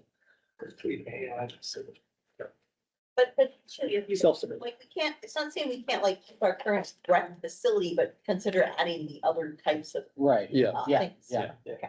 And I've got some questions when we get to page 40 What on if we sold? transfer station. a little ways. Yeah, Not there yet. So rooted carrot, I know that many of you have been approached by this. This is something that, until we get to the point with the rec center, I think it would be, I don't know that we can give them an answer. One of the things that's a little bit challenging is those lots that were purchased. were purchased using K-ray funds, and the purpose of those is capital projects, that enhance the facility of the rec. So, I think some way we would have to repay those K-ray funds, to the rec center if we were to get rid of that facility, so. What is K-rate? It's somebody left funding Oh, I see. I specifically. think it's an Yes. endowment at Yeah. the community foundation. We'd have to Yeah. pay it down. Yeah. And so that was my thought is generally from talking to everyone, I think there's interest in supporting Rooted Carrot. The hardest question is like, we can't really commit until we figure out what our future goals are with the space. They would be, just to clarify, just because I think sometimes it's confusing, they are not a nonprofit. They would pay taxes on the building, so it would be a capital or revenue generating And it would property help, asset. like checks and goals, right? Yeah. So what's our timeline process for figuring out rec center stuff? Is that just like when we get to the end of this, we're gonna talk about it, or? I think it is one thing that we probably need to figure out direction, and maybe if the direction's not tonight, it's a work session that we specifically look at that. Right now, currently in this preliminary CIP, it's, they're not funded. The rec center would not be. But we'll come back specifically, but my thought is the direction is probably gonna be, now I'm just making stuff up at this point, we'll finalize it, but would be probably, we're interested in additional rec expansion, staff, run down some thoughts on what could our options be, and then bring that back for a work Yep. session or committee meeting to review what those are and then if that's a priority discussion, we'll try and do as fast as we can, but sometime in this next year, but. No, it doesn't make it an easy conversation or an answer to the Rooted Carrot, because we can't tell them yes or no right now, and timing is definitely a thing for them, but This is the only time the root carrots in this, Yes, ma'am. okay. Yep. Like, is there a way we can, just like, think about, are there other ways we could work for the rooted carrot? Like make, Because they're a different place? yeah, exactly. we've kind of talked through what city property there isn't, Some way we can. yeah, Because I guess it's not really to me so much about the rooted carrot, although I do love the vibe of the co-op. I'm also just thinking about like, the economic development of, if we're trying to infill and have more density in our downtown area, but yet we don't have like basic necessities like, grocery, other than a convenience store. Yeah. Against them, but, mhm, so anyway, and I don't need to dig into the weeds, but I don't want to like totally go away with yeah, that conversation. yep. Did you have a thought? Kind of breathe like you were gonna throw something out there. Rooted Carrot going once, going twice. But I do think just to go on that is, regardless of this, regardless of that location, it is still something I've been trying to talk with them on other locations. It doesn't sound like we've got much for city property to really work with them on. We just don't own a lot of property sitting around. But it's just trying to look through. They want the money, The last, granted for that, gifted to them. Yeah, so part of it is gifting the land, could then use the value of that property as the down payment. Or getting a business loan to then afford the rest of the building. So it's not just, it'd be nice to have, it is a functional mechanism that would be very substantial to the group. Fundraising for a target of some sort. They hit the target a while ago for the amount they needed to raise to commit to building it. It's been in a holding pattern for 2-3 years, because being able to find the locations, kind of had a few locations that didn't work out. They're competing against the rents downtown, which are sky high. Yep. Figure that out. And location's important for a co-op, so it's kind of a hard mix of finding a good location, but one that actually feasibly works for the project, and it's been difficult. So regarding this conversation, then we gotta figure out what we're gonna do before we can give them an answer. I would say, at least on that, on those pieces At that- of property. Yes, okay. Moving on to the, I think this is, the mayor's been in a workshop or two with regard to looking at, the downtown area and I know the Parks Master Plan is going to look at, programming some of this, and this can be an area where, the Parks Master Plan may come up with, a number of suggestions, but, you know, implementation could be phased. I think if you look on this particular document, you can see the stage that's in there. We've got the white water and some of the amenities that are approved there, but I've heard different council members have suggested other amenities throughout this area. So I think this will just be as the Parks Master Plan comes, the council will have to figure out if it's a priority that they want to add into the CIP. And this is one that I'd say, give some context on, obviously talked about, it's much more in the early stage conceptual. But I know the past study that was done, was that 2000? I don't even remember what year. 2008. Yeah, it was after 2008. Did look at a few things in this area, dog park, other facilities. The whitewater course originally had a splash pad connected to it that got cut out, some of the budget cuts. So I kind of think it's kind of looking at, do we want to invest, and just general feedback on the redevelopment of this whole Cedar City district? Absolutely. Don't you have to contend with buying back the buyout land? And what that would entail? And so there's some detailed conversations we'd go into about what can we do with the land, what restrictions are there. I know we are doing a next phase with ISU from the past meeting. I did the design class wants to move forward with looking at our project. So over this next year, gonna be probably in the spring, working with one of their classes and getting more detailed on this. So I think at this point, there's not anything CIP wise to put in. It's just looking at, is this a priority project? We're looking at some of the amenities that might come up, dog park, splash pad, amphitheater. And we obviously have to get a lot more details before we are bringing anything forward for CIP, but just wanted to, as we're talking about big capital projects, make sure we know what's in there. And this would be one that I would want to take a look at, some significant private fundraising. This one for me is not that I don't want these things to happen, but I know we haven't got to that side yet, but there's so many other things that I think need to happen first. But it's not that I don't want that to happen, but like, when we talk about like, wreck things. Anyway, I don't wanna go into these, but Yeah. not that I don't want it to happen, but, like the hearse and the public safety and all the things like, Okay. So as we did a little bit earlier, we had a letter in there from one of our other partners. This again is one of our partners, the North Cedar Neighborhood Association. And some of the things that they were requesting, you all have that in your packet. So,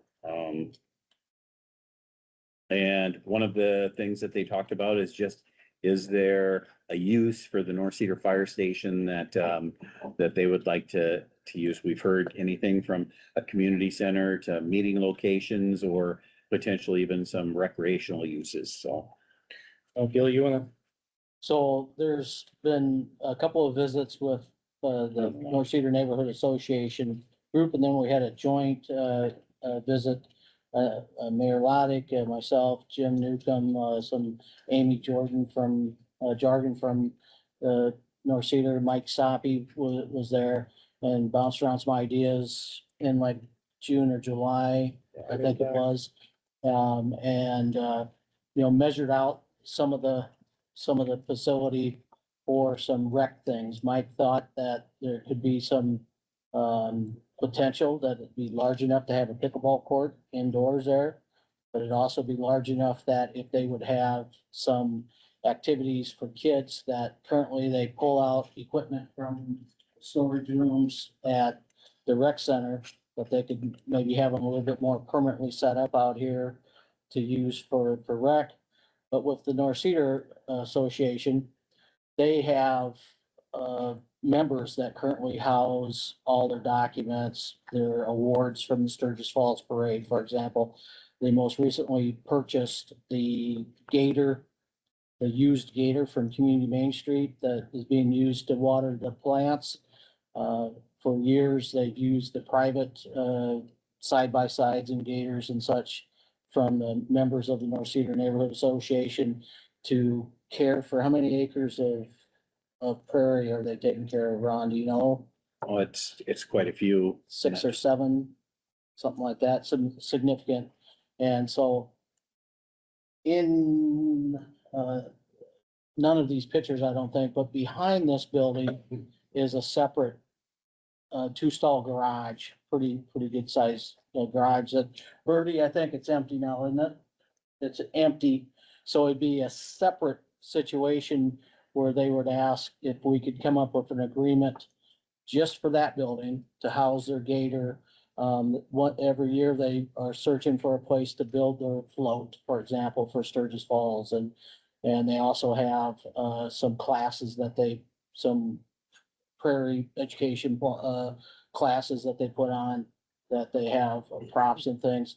So that would be just a separate agreement that, hey, can we lease this for whatever it is on an annual basis? Now, the building itself is pretty much a done deal, knowing it's not gonna be a fire station in the future.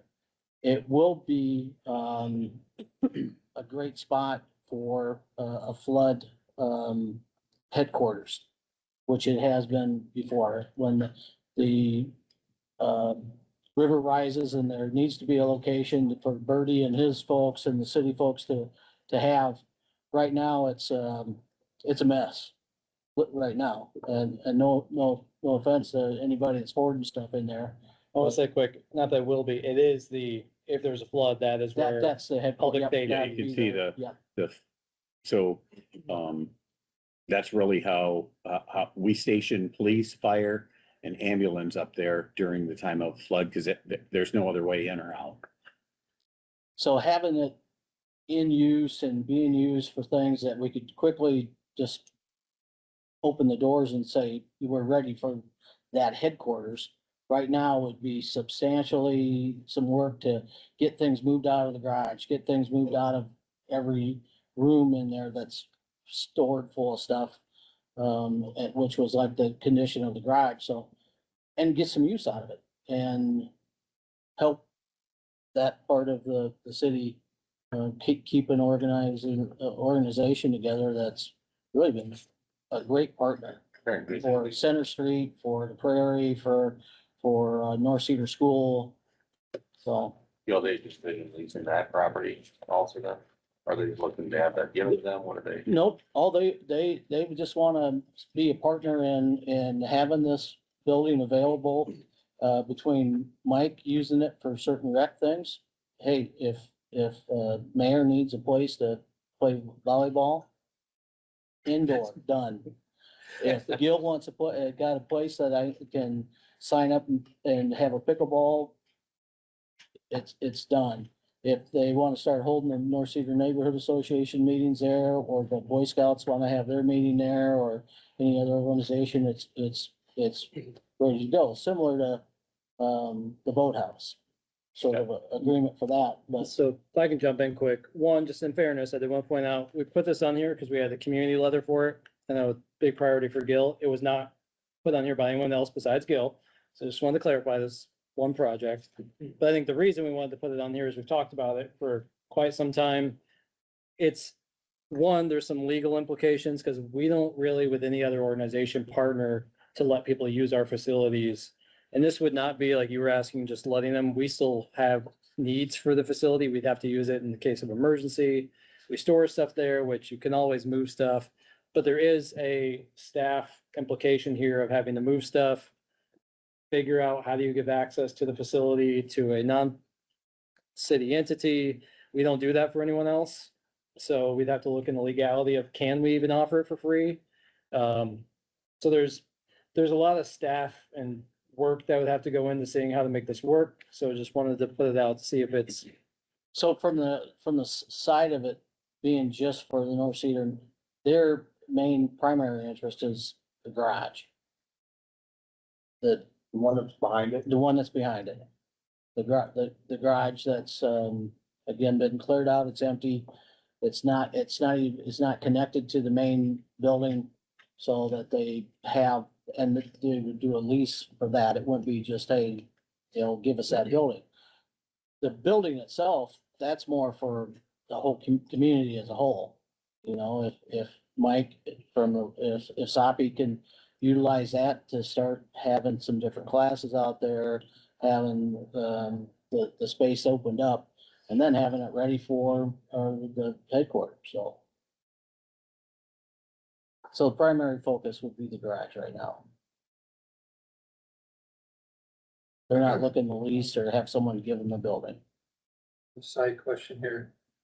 On this map, that one, is Snag Creek represented in here, is that It's it'd be on the lower end, lower left there? It's flooded somewhere. yeah. I just wonder, I I was mean. gonna say, is this a flood? Is this a? Yeah, This is when it This was is when it flooded. was flooded. Yeah. Yeah. You're way down at the middle of the bottom, Daryl, where it looks like the road's coming up. Snag That Creek's, yeah, little backward S, is Yeah. that Snag Creek? yeah. Or is it the one way to the left? Is that the river? This is snapping, right? Here. Is that it? Yeah. Not the one above it?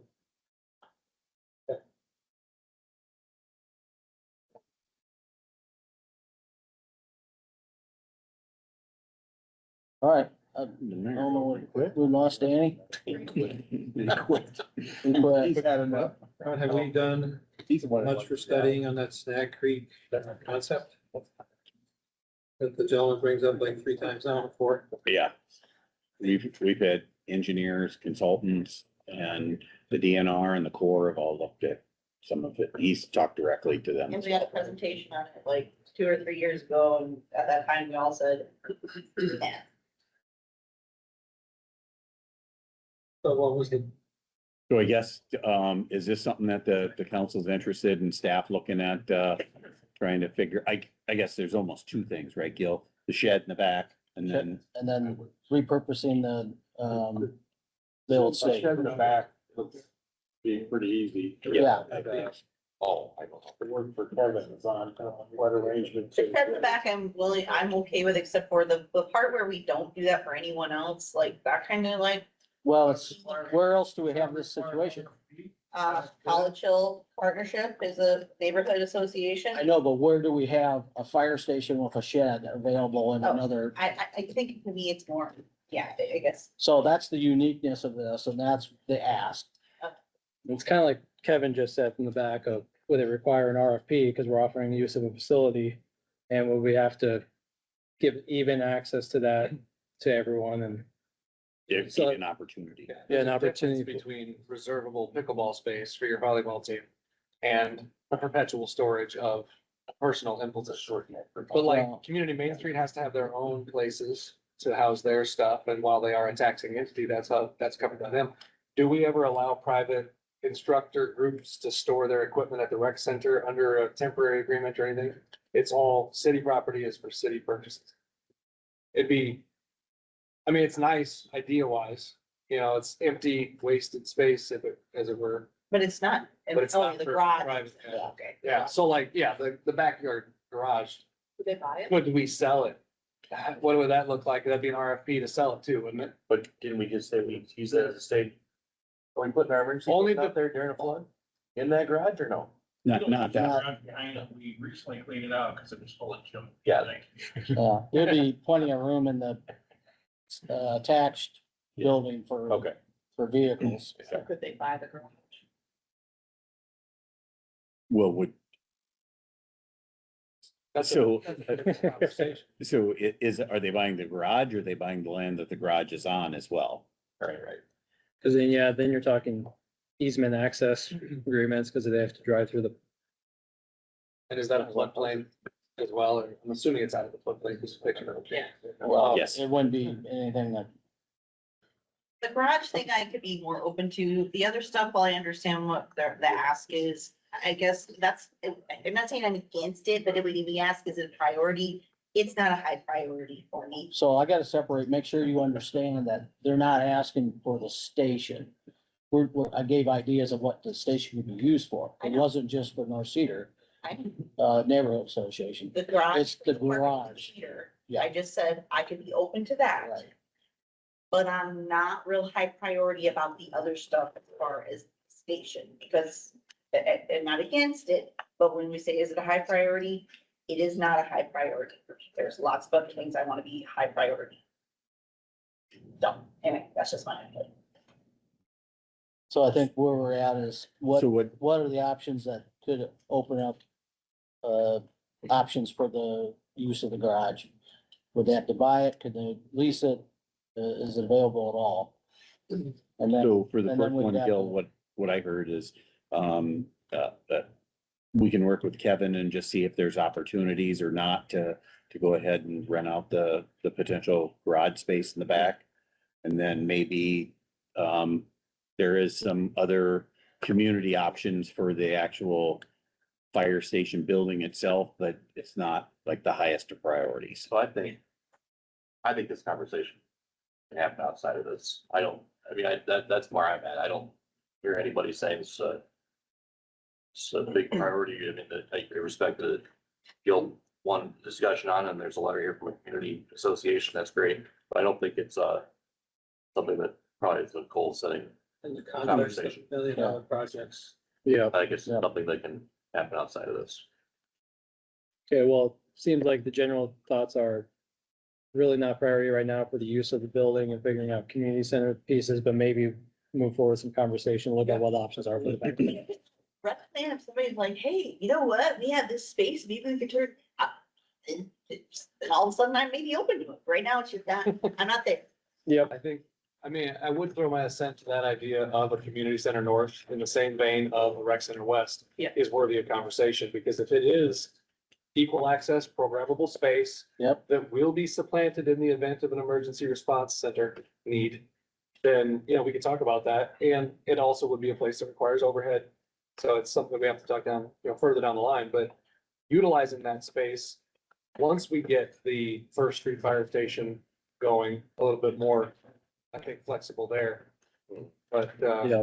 I don't know that it is a 26 program. It would be kind of cool though to utilize that space well. I think everybody's saying it would be. I just don't, I think.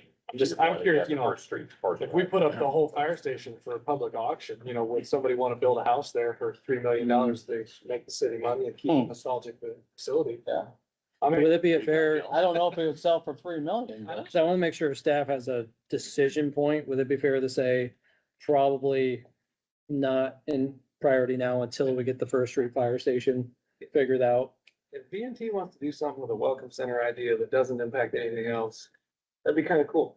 Not a bad idea to put it on the I radar. think if it becomes a priority, we can keep talking about it. We know that it, we talked about it, and if someday, a year or two from now, we're like, hey, we talked about that, maybe do that. If So I can throw my wood play Funding. structure there at the welcome center, then yeah. there you go. We want wood playgrounds and steel slots. And then you're looking at the garage. What could be done? for the Including garage? the plus and minuses. Okay, Makes tough kids. The next item is item 2 on our discussion point here. skate park. Oh, We didn't have a slide for it. my bad, sorry. Don't steamroll Danny's pet. Not my pet That was not. This was actually one that multiple people mentioned. I know we already covered a little bit in the Parks Master Plan. This is one though where there is several community groups, the BMX group, that came and presented to council, talked with them. There is some of the skate community kind of looking at potential concepts, funding. Nothing that's far enough along yet to actually have a discussion this year about CIP. But I think the discussion I want to check in with everybody is, I think there's a strong interest in some of those community groups to start coalescing around maybe putting an idea together, looking at some fundraising. I think we have, and this is all tentative, there's no commitment to this, but this area that's been discussed a lot is that Ray Edwards Pool area and Central Park there, and just that being a really good potential location. Just wanted to see, is there an openness? Like if everyone was like, heck no, we don't want to see a skate park, then we're just not even gonna move forward, but is there an interest in seeing that concept continue to Yes. move Yeah. forward? Yep. Yep.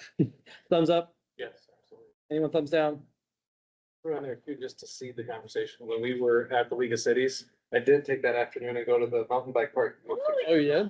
I took video, I don't have it on my phone right now, but I ran into a gentleman who had come from South Dakota to come and check out the new bike park. And he's like, dude, when these communities open up these new places, he's like, we bring in huge amounts of, they're a small group, but still. This guy came in from out of state to Sioux City to come check out the park and was planning on having posted events there every year because it was the nicest one close by. And I'm like, yeah, we got Tondro Prairie. What does that look like to expand there for certain needs? That's included in my mind in that outdoor recreation space that we're talking about. So Well, the best thing is a bunch of those different types of small. 5 different destinations in Yeah. town makes us a premier spot. to Yeah. go to. For lots Yes. of groups. And if I could ask just, we won't answer this now, but just to get a feel on everyone. So an individual from the skate community has gotten some designs made to kind of see what it would look like, what costs would be, everywhere from $300,000, which is almost not even worth it when you look at it. It'd be taking the one we have now, which doesn't really count as a skate park, and just making a nice new concrete, but same small footprint. And talking with them would not attract anybody, honestly, from Waterloo to come use it. To more of a $2 million level, where now you've actually got a type of facility where you can host like regional events and maybe pulling out state people to come visit. What's your thoughts on those? If you're talking 300,000 to 2 million, obviously there's all feasibility and things into this. How much can they raise? Community interest. My thinking is, and this is from talking to people, is $300,000 projects not even really worth. No. I don't wanna just say that we did it. Yeah. I'll like be proud of it. No, Yeah. the reason, it's the real driving force is not just for our local community, but to be a draw to the outside. It's got to be the bigger end, cannot be the smaller. Otherwise, Yeah. it won't be a draw. Well, it'll leverage up the hotel, motel, Yeah. bars and restaurants in the evening, things like that. Cause I don't know if anyone else made it to that BMX groups event. There was a couple, there was probably 200 people, maybe throughout the day, 100 to 200 coming through, tons of kids out riding the pump track. And I'll say this park is the minimum, like they're within a floodplain, significant restrictions, and they brought in a lot of people for a very, Do we grade their Small parking lot or, Great there, the BMX stuff. yeah, Yeah, the, I'd been out there for a while. so the one question that I would ask or just make sure of, so in our financial policies, it says 25% would be, so on a $2 million, that's $500,000. For that, do we think we have champions that would take that up? I mean, I was gonna get 50, Ron, so here's 50. dollars, not Oh, 50,000. It's 490. Kelly committed. I mean, I feel like possibly we could. I think it's just one of the things that, it becomes a challenge. Well, it'd be a long, it might be just, over the course of 2 or 3 years, if they raise that money as opposed to. So at this point, I think it'd be ongoing conversations and working with those community groups, to start putting more details together and.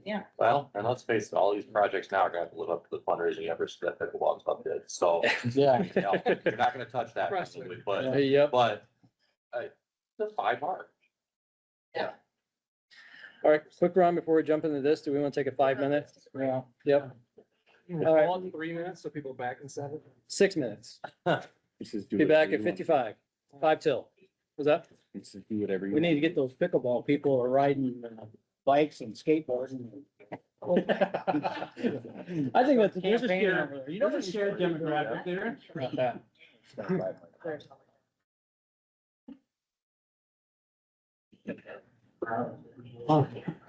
You better say that that's dying. Yeah, cause they're meeting with on the day of the. Like, apparently these guys driving over. Taking the riding bike. He loves it. It, like the grass hasn't even grown in yet, but it was really good. Yeah. And it connects to their whole outdoor turf area too. So there's a ball diamond and a couple other outdoor areas, then the BMX bike, and then it goes up into the soft trail up the hill in the woods. So it's kind of like by the river, right? Yeah, So it's kind of like. it's a little ways, it's a drive from the river, so you don't have any water sports right there. But it's in this whole addition complex for the town. Yeah. It's a destination building. Yeah. Kind of cool. Also. Bad.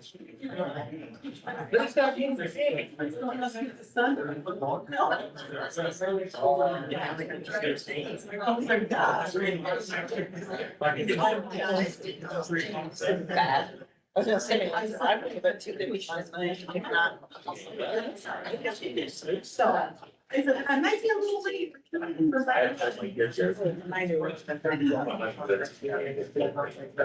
Oh, really?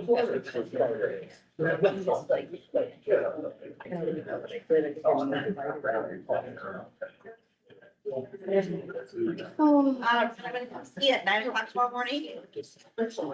Or you gotta. Yeah. Okay. No, you're not. That's what Hannah did to me today. She was like, I'm out. No, okay. No, like, I don't know. I had my email, like, by the way, hand might be walking, she's like, man, I'm talking to him, like, no, she's not. That was the start of. I'm like, what am I?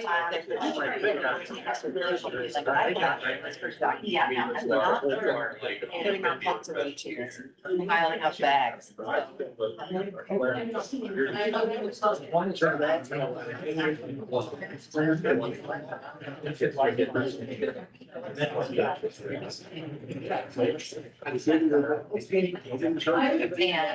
I'm so. Okay, so.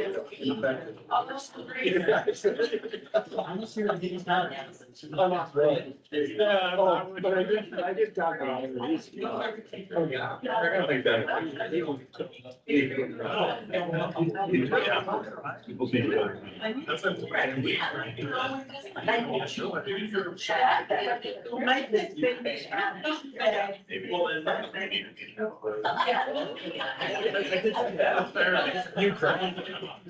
Ukraine likes to see which cars are this one.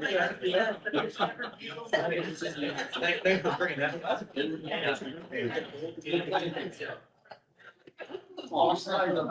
Yeah, well, that. Yeah,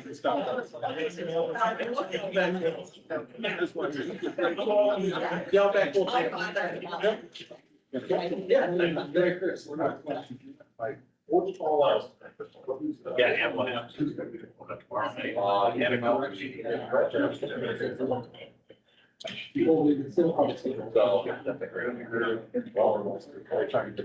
Well, they have this great.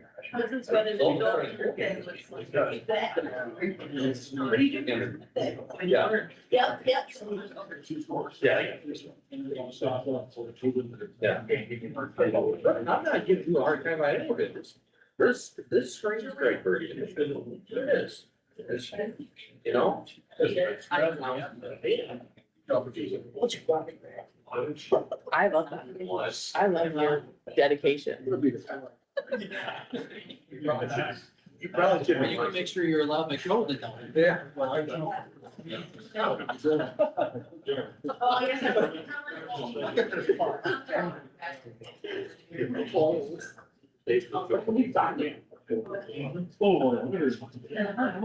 Oh, that was so great.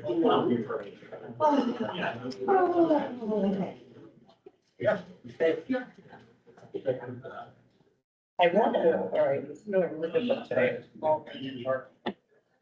Personal librarian. Based on the foundation that we feel like. Well. Librarian. At least, say, at least you. It's done, it's working fine, right? Yeah. It wasn't a good morning. But you know.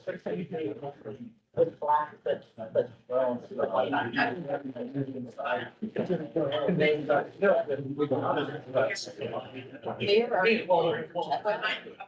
I think, now I'm trying to take advantage of it, so I'm still waking up for a little bit. But I got that. For everyone.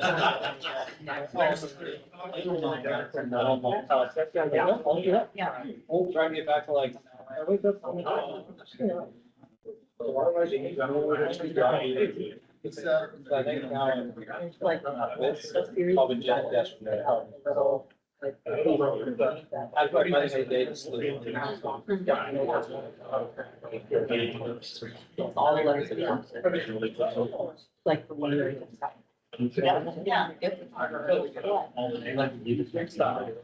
It's like, the sneaky. About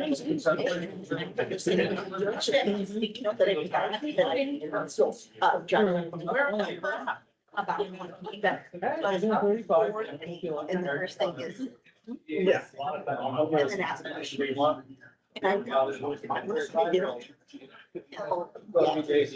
Oh, yeah. That's very nice. Well, and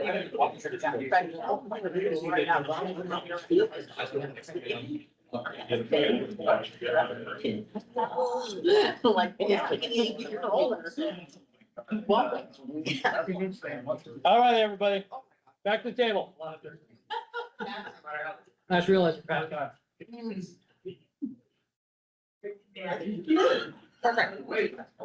Love it. no, no, not give it. It's a straight trade. Oh, I took a picture of it already. A little smorgasbord over there. He was quick to tell me he could do snacks with his own money though, so. Yeah, he did. I know, all the guys at public Edibles? safety are. Oh, well. They're always getting stuff dropped off. Oh, hey, that term has gotten used. It doesn't, just because it's edible. Yeah. They're all edibles. These are all edibles. Let the record show we're all consuming edibles. Yes, and let the audio record show that they mean Fritos, apples.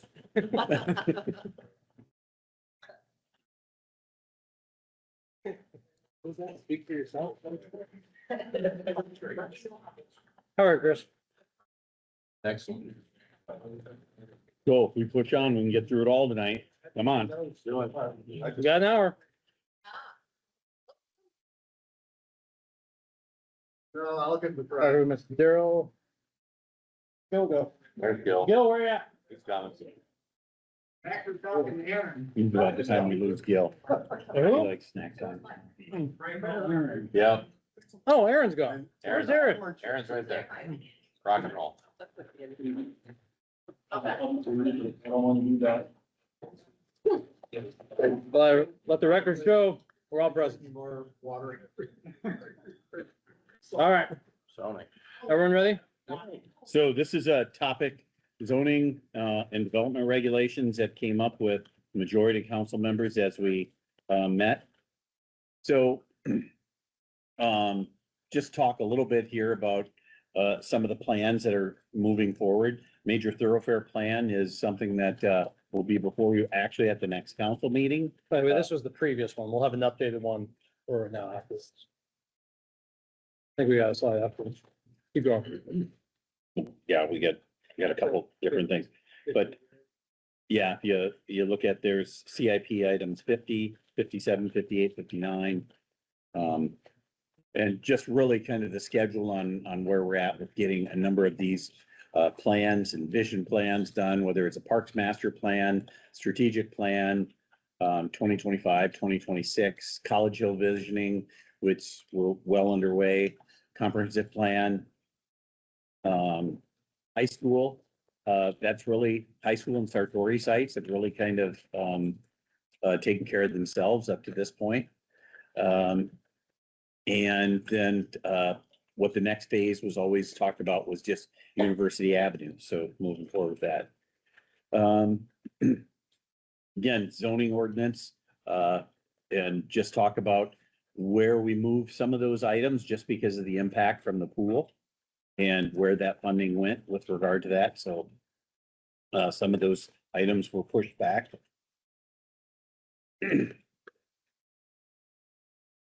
So one of the other things I wanted to just touch base on a little bit is I hear folks talk about the subdivision ordinance versus the zoning ordinance interchangeably. So really, these are two totally separate ordinances, and to look at those and make sure that we're all, as we're using some of these terms, that we're all on the same page with regard to that. We can go into it, or I just wanted to hit on it just real briefly.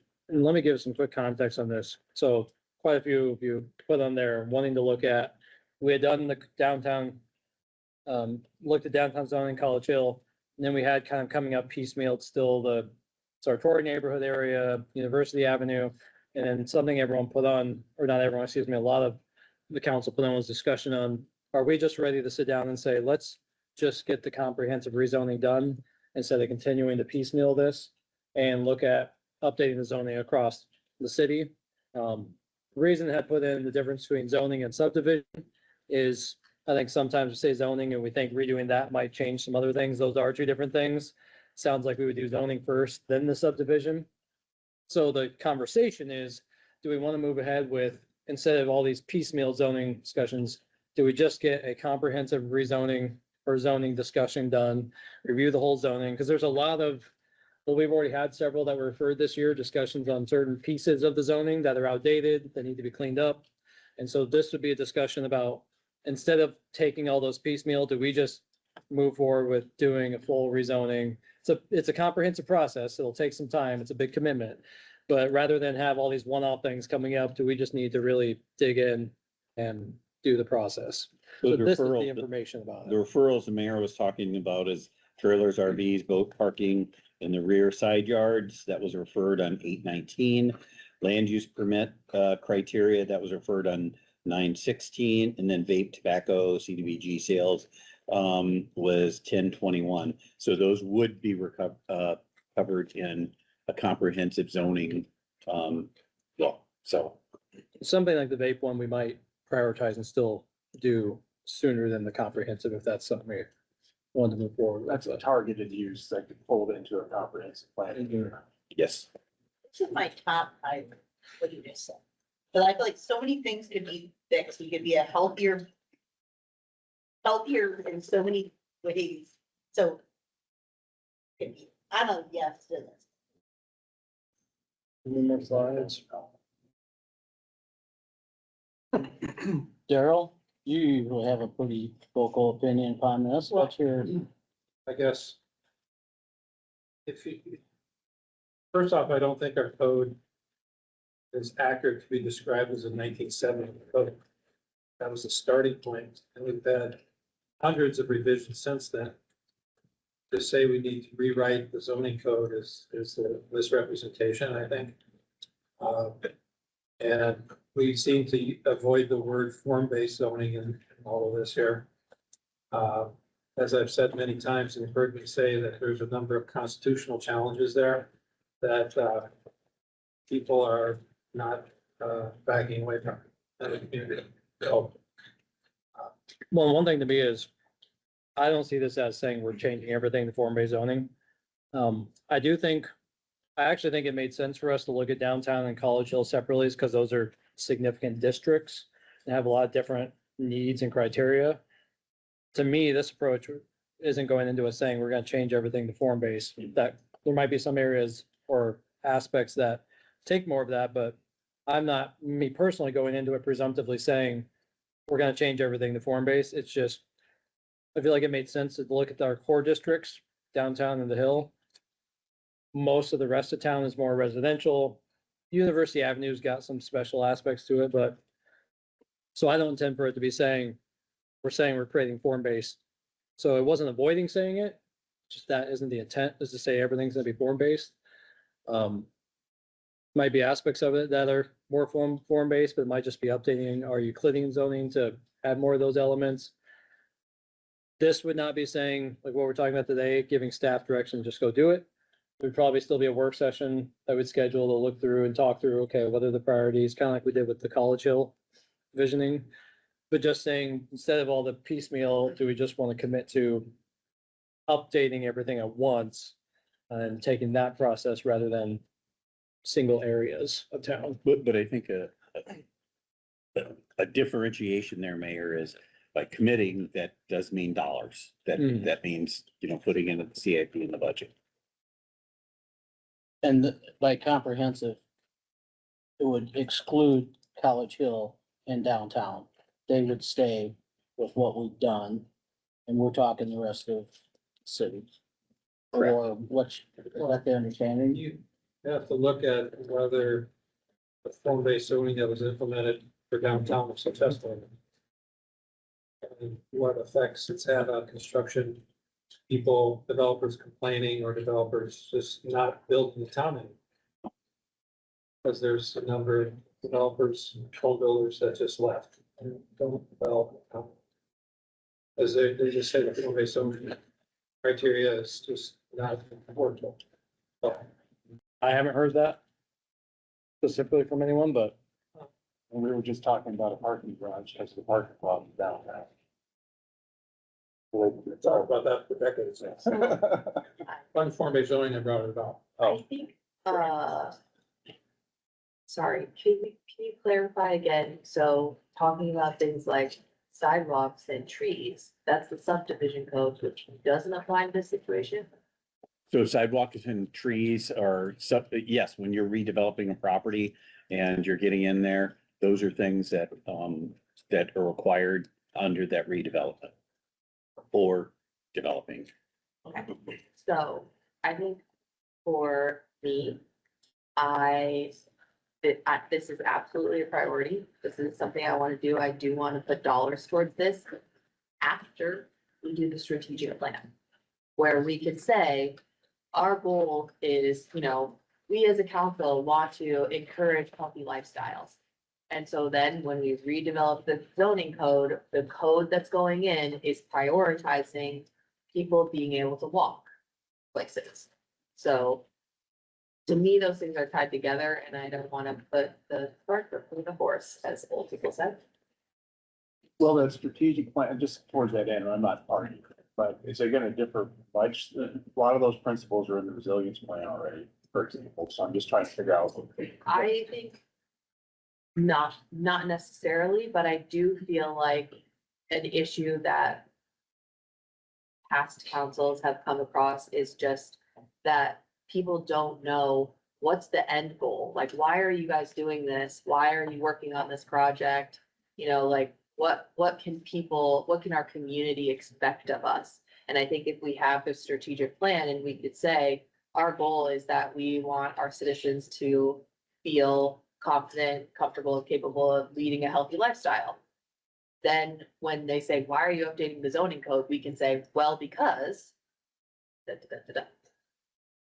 I think that's been one of my frustrations about the politics behind this, and terminology is irrelevant, really. The methodology is, if we don't know where we're going, we haven't assessed how we'll know when we've arrived there, how can we expect anybody to follow? And that was one of my frustrations in the citizenry. So I was asking about our code changes on the Hill and the downtown areas from that vantage point, and the only rationale I could get did not answer the why.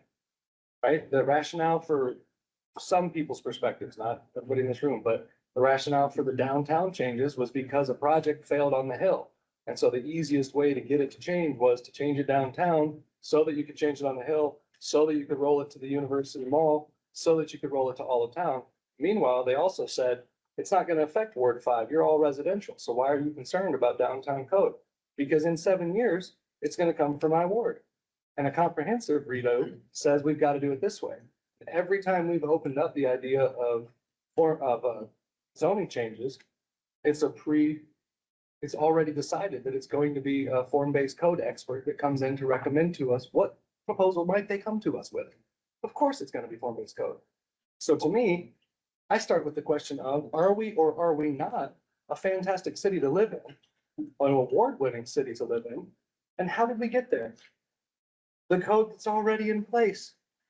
Show me what's broken that we need to fix. And then we can very nimbly make those changes. In-house, we can rewrite ordinance that says, okay, let's fix that one thing that's broken about how many garage stalls you need or don't need. We don't need a comprehensive plan. So to me, it's money chasing after a solution that's chasing after a problem. We have a problem, let's react to it, fix it. But we are award-winning because of Euclidean zoning. Tried and true, tested all over the place. Form-based code has not been well tested yet. And I heard from the Rooted Carrot that they couldn't get it to work after they had an approved plan with form-based code. They couldn't or didn't come to an agreement on a plan. So to me, it did stall out business downtown. Jim Brown told me he expected it would be light years different and better, but Corey Kent said it was marginally different working in old code versus new code. It's the same thing for them. They don't give a rip. So is this a solution in search of a problem? And this is where if I can quick, Aaron, Yes. just want to clarify again, because I think there's some hangover here of all this past of form-based Euclidean. Nothing, my perception of what this was is saying, we've done a couple districts, but we have a lot of outdated just zoning criteria around just the whole Euclidean thing. I'm not expecting this to say, we're gonna revamp and change from Euclidean to another model. I just consider this of, let's just look through the whole thing, find every area where we need to make improvements and come back and change them. I have no perception that we're saying we're throwing away the model we have now and adopting some brand new perspective on zoning. This to me was just, we've done a lot of piecemeal looking at areas. And it's saying we just need to review our whole zoning to make sure everything's up to date. Everything's up to terms with what current building standards are and what we're trying to incentivize for new types of building. So I do think there's maybe a little bit of hang up on thinking reviewing our zoning means changing it to a whole new model of zoning, but that's not to me what I've heard from anybody. It was just, we've got a lot of things like our side yard and backyard requirements that once we actually looked at them, we're like, oh crap, this actually isn't very clear and this needs to be updated. And we need to find all those things and just get them cleared up so we stop having these issues. You do that, Danny, though, you're gonna be, to do it properly, it would take years to get all the little nuances. And a consultant wouldn't be able to say, oh, here's a list of 25 things in your code that are out of date, if even when these were out of date. They've been very functional as they've been used for decades and centuries, 150 years they've been around. And I mentioned in my sheet that I wanted to see a difference between the developing code, developing a cornfield, and redeveloping things that have been built in the 1800s, 1900s, 1930s, 40s, 50s, because you can't take what we call modern zoning criteria and apply it to a building that functioned very well since the 30s or 40s or 50s. And, you know, the conflict we've had with tree screening and things like that, very important. So I don't see our code as out of date that much. There's just a few things that need to be clarified. Let people live, let people park something in their backyard. You don't need to prescribe what somebody can do with their property. It's like the redevelopment was one that's all zoning code. And like when a redevelopment's prompted. So to me, that was again, something that needed to be looked at and reviewed. So I'm hearing all these one-offs and there are significant things everyone keeps bringing that we want to review. But it's really taxing on staff if we're always having one-off things when. Well, you always will, Danny, because not every building in town is gonna suddenly jump to the new standards from the building, electrical and plumbing codes of 2024. It just won't. You gotta let things function and let them be legal non-conforming. Even though you might change the parking lot worked fine for decades. And everything you're asking for right now means we need to change our zoning. Because you're asking for us to look at how we enforce redevelopment, when we enforce certain things have to be brought up to code, which is a zoning policy, which then we have to change. I don't equate. Unless I'm not Seeking understanding here. So do you, two of you feel that this is an overreach of government? Like that it is not our job to like say your backyard has to be a certain size? Or I do, I think it's somewhat of an overreach. Some parts of it are, yes. I agree. I'd agree with that. Where do you draw the line to say, you know, hey, we have how tall your grass can be? And we got some places, we got, well, you put prairie weeds, not prairie grass, prairie weeds, you know, and that's okay. You know, In our current zoning, right? and our current zone, Yeah, the one that's working so perfectly. See, my point is that there are a lot of inconsistencies. It's a poorly built road with the mapping that we've done because under the old version of zoning, you specified an area for specific uses, period. Which if you think about it, within that area actually decreases the freedom to use your property because of those more restrictive zoning criteria, because we designate these little isolated spots on the maps in our city. But if we re-envision it, whatever you want to call it, so that the emphasis is not so much on uses, so that people are more free to do whatever they want in those areas, then we can get more towards the things that Anna, you were talking about, strategic plan, things, walkability, and those sorts of things, so that the uses in our community would be more fluid. So I think your point actually points out the difficulty that we have, and the reason we need to look at zoning is because we have these mismatches all over the place, and we have several referrals on these little piecemeal things. So I agree with the mayor that we should take a peek at that bigger thing. Okay, to your point, I'll segue or. Segue or piggyback or whatever. No, I'm gonna, okay, you're saying that zoning restricts your use. Well, when I and most everybody here bought their property, you bought into an established neighborhood that was said R1, R2, R3. So you know what you're getting, and you choose to live in. It's not what I see form-based zoning, and it happened in the residential area near downtown. You rip away what was the R1, the R2, and now put in this criteria and ability for a developer to put a fourplex in an R1 area or R2 area potentially. And that's what's going to happen between the College Hill and the downtown, where you have established residential areas for 100 years. Some of those homes are much older than that even. And you're going to say now you can build whatever you want for a residential. It's so confusing to me what you're saying, because what I hear you saying is, I want rules. I want the city to say, you can't build a thing here. You can't put your fourplex there. But when I just asked you, do you feel that the city is overstepping by making rules? You're saying yes. So that's why I have a really hard time with this argument where it's like pushing so hard against this form-based zoning, because it's like, then you come back with the argument that you want the rules. So like, I don't understand. And I understand you might feel differently than Daryl, so I don't want to put you guys in the same. I think to clarify, I did say, wasn't very loud, but that's part of the rationale for me.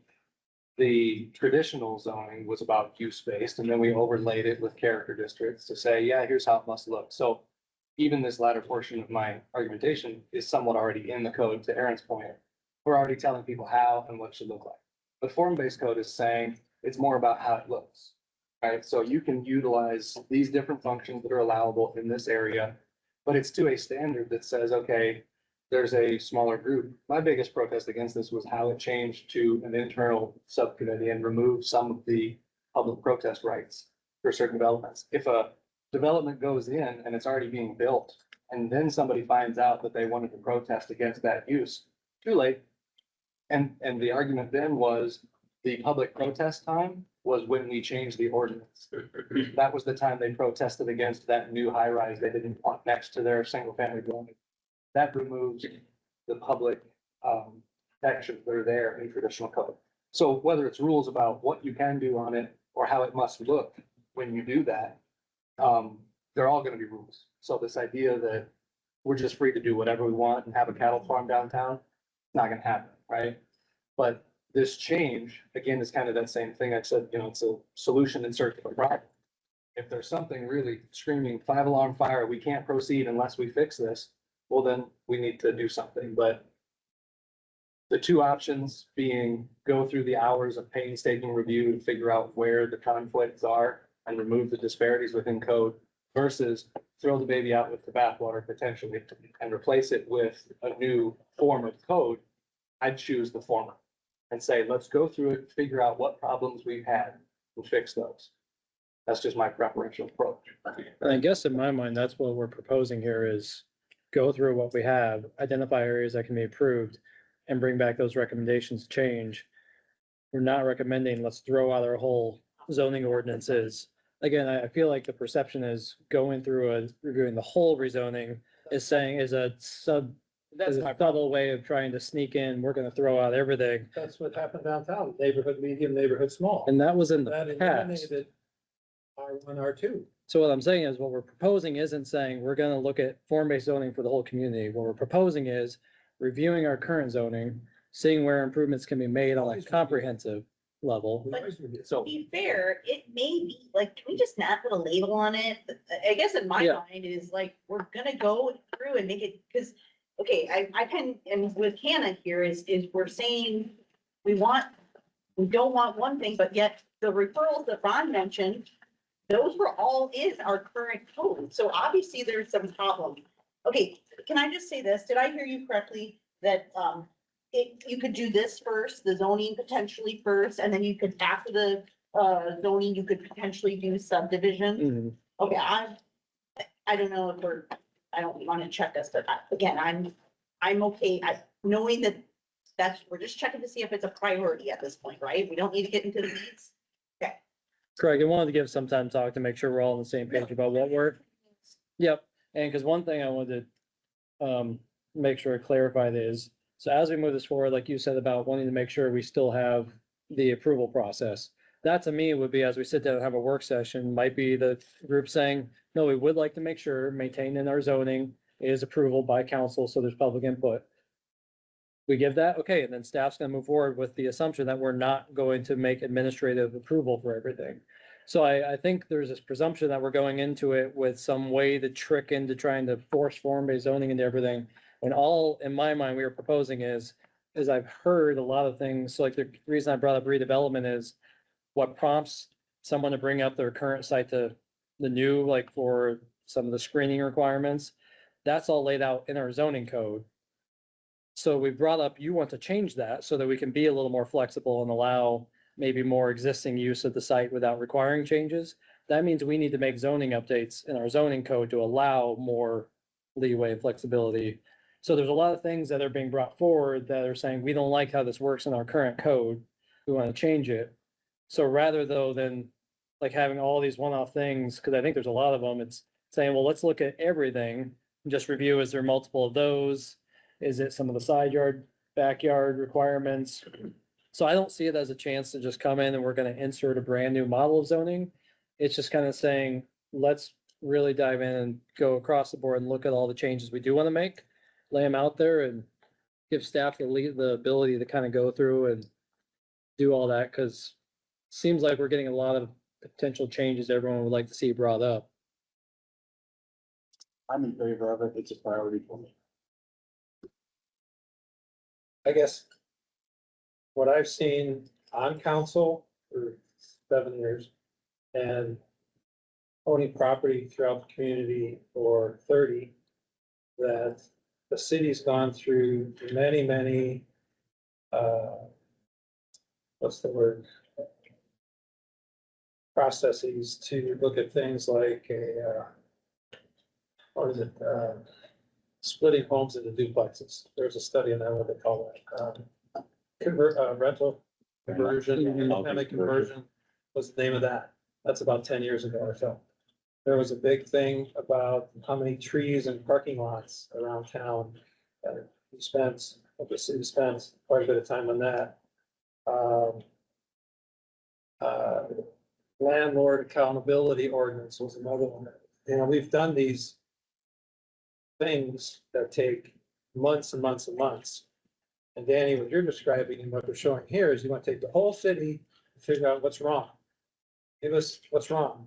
Well, we've tackled the things that have been wrong in the eyes of enough people to justify.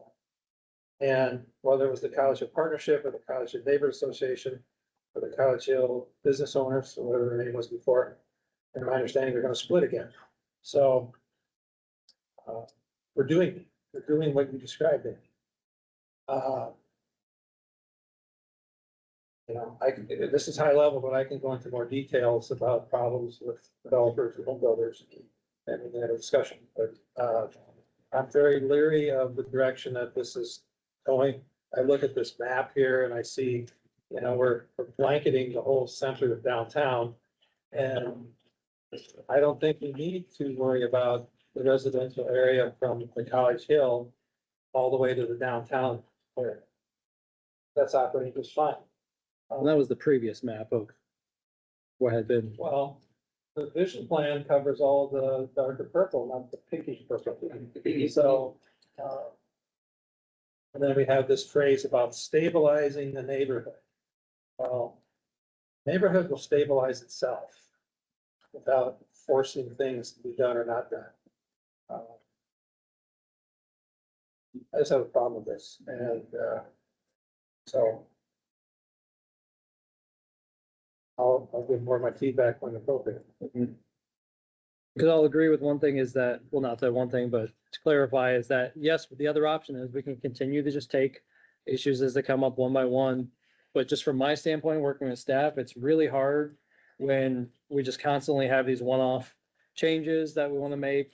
Because then staff has to dive in, review that, bring it back to council, get council approval for that one change, and then we have to go through the whole process again to look at redevelopment. Say you wanna cover the whole city, the whole city's gonna, the staff's gonna have to dig into the whole city on this event, and this thing, and that item. And it's the same process multiplied by what could be hundreds of things that need to be fixed in town. So we're only doing it through one approval process and one review of. But there'll be dozens and dozens. Yeah, so I just want to point out kind of that we're either talking about, we can't do them one by one. But the discussion is to look at a more expansive, comprehensive way of approaching that. If everyone agrees that that's what we're discussing here. Is there sentiment around the strategic plan would inform that, or what was the timing you mentioned? Yeah, I think that's for me. I just want to have that again, so that, you know, the code, if there are changes, it's like, the reason we made these changes was because it was informed by this. Yeah, I'd be for that. And that comprehensive is currently slated for 28-29 funding. We would probably expect to have strategic plan finished by. yeah, and the strategic plan should be finished by actually May this year, really based on the timeline. Yeah. It's all, So this comp plan here, that's the comp plan, not the comprehensive plan and zoning code update? correct. That was the previous, that was the actual, if we were gonna do a full comp plan update. Which I think part of the discussion would be is if we, the parks plan is part of the comp plan, zoning's a part of it. So instead of doing a full comp plan, it might be saying, okay, we're already doing components of it. And rather than needing to actually do a full comp plan, we might just keep updating components of the comp plan. So that might not need to be like, Then you just made the argument why we don't need to do the whole citywide. Because in the comp plan, we're doing major pieces of it. And it's working. well, the comp plan would be a full, like that That's was like a doing a 10 comp plan means 10-year plan. doing a parks and master plan. It means about doing a zoning plan. So we're taking. Yeah, that's a logical fallacy that you're trying to equate a whole different thing, apples and oranges.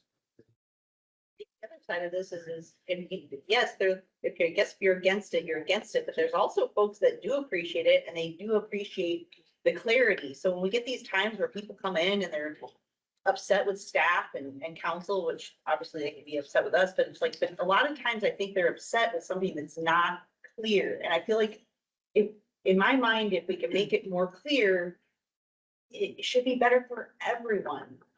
What I hear people getting upset over is that they read the code, they want to build something, and then staff says, no, you can't do Because that. it's not clear. Is anyone It's- seeking more information? Not true. No. Can we thumbs up Let's say, yeah. or thumbs down? What do we? Okay, so it would be thumbs up, having staff move forward. You have the, After strategic go plan, past that, go past that. We actually, So the next steps that would be recommended is if we would look to do the full project, it'd be funding would have to be identified. Codometrics is the group doing the current College Hill zoning. They could potentially, we just amend their contract to do more of the area of zoning. and it would probably be after the College Hill stuff is completed. So this wouldn't even be implemented immediately. And would that be, so could we get the strategic plan done in that time? Strategic plan. Oh, yeah. Strategic plan would be, Yeah, that'll be done by May yeah. this year. So we could Yeah. begin this process now and The it's. timing is fine, but again, that's the same concern. Codometrics is a company that specializes in form-based coaching. It is, I don't, Read into their company and the subsidiary that they're gonna work with for the College Hill, and that's why I voted no, because it's a foregone conclusion that that's gonna be their recommendation.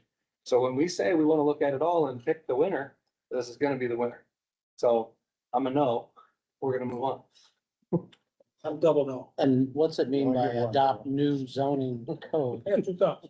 so, and correct me around if I'm Ron or Stephanie, we would go through and look at all of our current zoning, find areas that we think this needs to be updated, this needs to be updated. We would come back then with a set of updates and recommendations on changes we make. And then you would adopt those changes, All through planning and which zoning. goes through planning and zoning.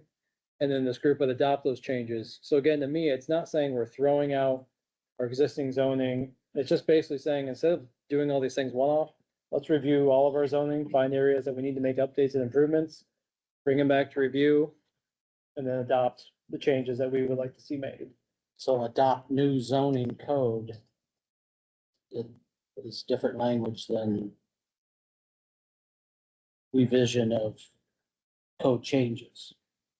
Well, I mean, it Well, would that's be, the point that's the point, man. They're trying to adopt new zoning code instead of Well, I saying guess that's my tweak point. these ordinance changes. Saying it right there, that we're gonna change the code. Not just revise what we had. I I would- feel like, I hate, so sorry, guys, but you have come from a land of toxicity. Like, if you look at everything we have done in the last year, we have worked together, we have come to agreements. I think that Dustin and I have voted differently like 3 times. That's it. Like, we work together, we work through things. If there are issues that come up and you guys are like, that is so wrong, I am absolutely not okay with that. We're never like, I don't care. Like, we talk about it, like, like, I mean, I was over here, like, full send, give me every single update in the College Hill Vision Plan, and you guys were like, I only wanna do a little area, and I was like, okay, fine. Like, we got there, and so I feel like this is like, let's try to look at this from our ability to work together. We are good at working together and making sure that we're not making these poor choices. And I think that Danny has talked to a lot of the people who are working in this every day. And there are things that come up and come up and come up, and then we have to do them individually. This is just a process of, when we say adopt new zoning code, every time we make an ordinance change, we are adopting new zoning code. That's just like semantics, why do we argue that? Like, if it says what we wanted to say, then it worked. So like, let's try to let it go, Elsa over here. And so to give you an example, instead of, if we had 30 changes we wanted to make to our current zoning, just to update it, we're basically saying we're going to adopt those 30 changes at one time instead of Yeah, I get it. 30 different times every individual item coming up. So that to me is all adopt new zoning code means, is we're looking at a set of changes rather than taking all these things piece by piece and agreeing that at this point, it seems like there's enough justification to really go in and look at everything, because it seems there's a lot of changes and updates that we could make to simplify things, to improve things. Like the redevelopment code to me is one of the big ones we need to look at, because I've heard concerns from multiple of you that maybe we're requiring those things to be enacted too soon, or we want to allow a little more existing use of the site before we enact some of those. That's a zoning change. And we can address that as a single one-off thing, but we've also got, Policy change of how to. no, that's written in the zoning. Like what prompts a change is a zoning written document that says, when a building expands by this amount or does these things, now it prompts that it has to be brought up to current code. That would be a zoning change to change how we do that. Or I think it's zoning, not subdivision. It would be zoning, Any expansion. any expansion. So in order to change that, we've got to change zoning. And so when I keep hearing from you guys, I want to change this in zoning, I want to change this. But then like Hannah said, but then you say, it's perfect, we don't want to change. I'm like, well, we either need to spend time going through the approval process for every single individual change. And so far I've got probably about 4 or 5 that everyone wants to go through. Or we can have staff look at it. Let's look at everything, see what's out of date. And you're right, though, this won't be a one-off change forever. Was that? How do you define out of date, or what is legal non-conforming and should be allowed to continue? And that's what we'll go through and look at and make sure Well, we you have get 30 everyone's input. topics, there's got to be 30 different distinct discussions, so that everybody understands what privileges you're taking away from somebody to put in what is no longer out of date. And what privileges we're giving back. Like, there's a lot of things like saying we want to allow non-conforming use to have a little more leeway. That's property rights in your verbiage that we're giving back to people so they can have more flexibility. zoning is always about putting in rules and taking away rules. That's what zoning is. And again, it's like, I mean, yeah, okay, either we walk through the 30 of them while we're just all sitting here saying, okay, 1, 2, 3, 4. Or every 6 weeks, we have a random one. And it's like, to me, like, you know, when Dustin brings up, okay, I want to talk about, you know, people can park their trailers, like, it's like, okay, just talking about that to me isn't a good use of time.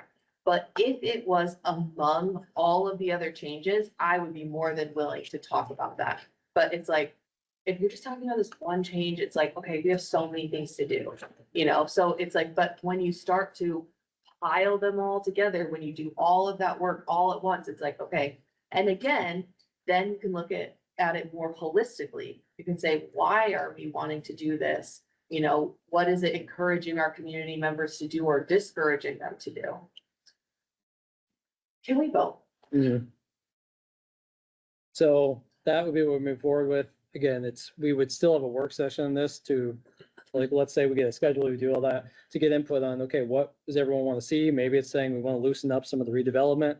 So we would still have more input on that. So we're voting just to have us start moving forward with looking at what that process looks like, timing, putting it into the CIP. So thumbs up for approval. And then thumbs down. So 4-3 for that. Love 4-3 votes. Not a dominant vote. But it passes. So again, we'll start. We'll have 5 years, we'll have new council members. 7 years, we'll have new council members. Mhm. You wanna build And a we've got to city, keep moving stuff forward. So to me, for though, hundreds of years on 3 votes, well. I mean, you can apply that to everything. That is not a logical argument. so again, guys, this isn't, the whole point is 4-3 vote. Yes, it means we got some work to do. And I'll take that as clearly we need to do some work to show you guys what this process means. Because if you got 30 topics, you gotta have 30 Okay, something. but we're gonna have these for the next 3 nights. Okay, no, they're in, shame on, no, I get to talk now. Shame on us if we pass something 7-0 every single time. So there's nothing wrong with the 4-3 vote. We have a consensus. If we don't agree on it, we can vote 4-3 again, 3-4, or sway somebody. But we have direction. That was the only intent of this. Okay. So just real quick with subdivision ordinance, there are a couple of things that we'll be looking at. The connectivity standards, which is the major thoroughfare plan that's coming up. Parkland donation, as a number of folks have illustrated that they want to discuss as developments coming along. That'll be discussed in the Parks Master Plan. And then we heard from a number of council members that want more in the subdivision ordinance, private trees and right-of-way requirements. So Around the major thoroughfare plan, is that the 50-year plan? and where all the future streets and Well, major highways. Yeah. Isn't that, okay. that'll be coming at the next council meeting for a work session or a committee meeting. Maybe, 76. Yes, What did you say was January? You said earlier, but what was it? you were at the beginning, you said something. Which one? What were we talking about in January? In terms of the goals. Oh, that was just timing on, I think, when these No. plans or the, There was something. So the first meeting in January would be this, second meeting. Oh, that was the goal document. yeah, There was Yeah. another item, I thought. Oh, parking, structure was also in January. Which. potentially. Well, Second one. maybe it might be February now. Okay, so it is 20 to 7. And is it inappropriate for me just to note that at one point there was a conversation that maybe we get through all of this in one night? Oh, what? Are we failing to define I it? feel like it'd be, I I think most of us knew that wasn't happening. Let's just keep going. feel like it'd be in bold. 20 to 7, we're scheduled to go to 7 tonight. Yep. The chunk of work for this, is to be able to went through the priority projects that everybody had named and that were already in the works. There's also, this next piece of review of projects that are in place, to have that in context.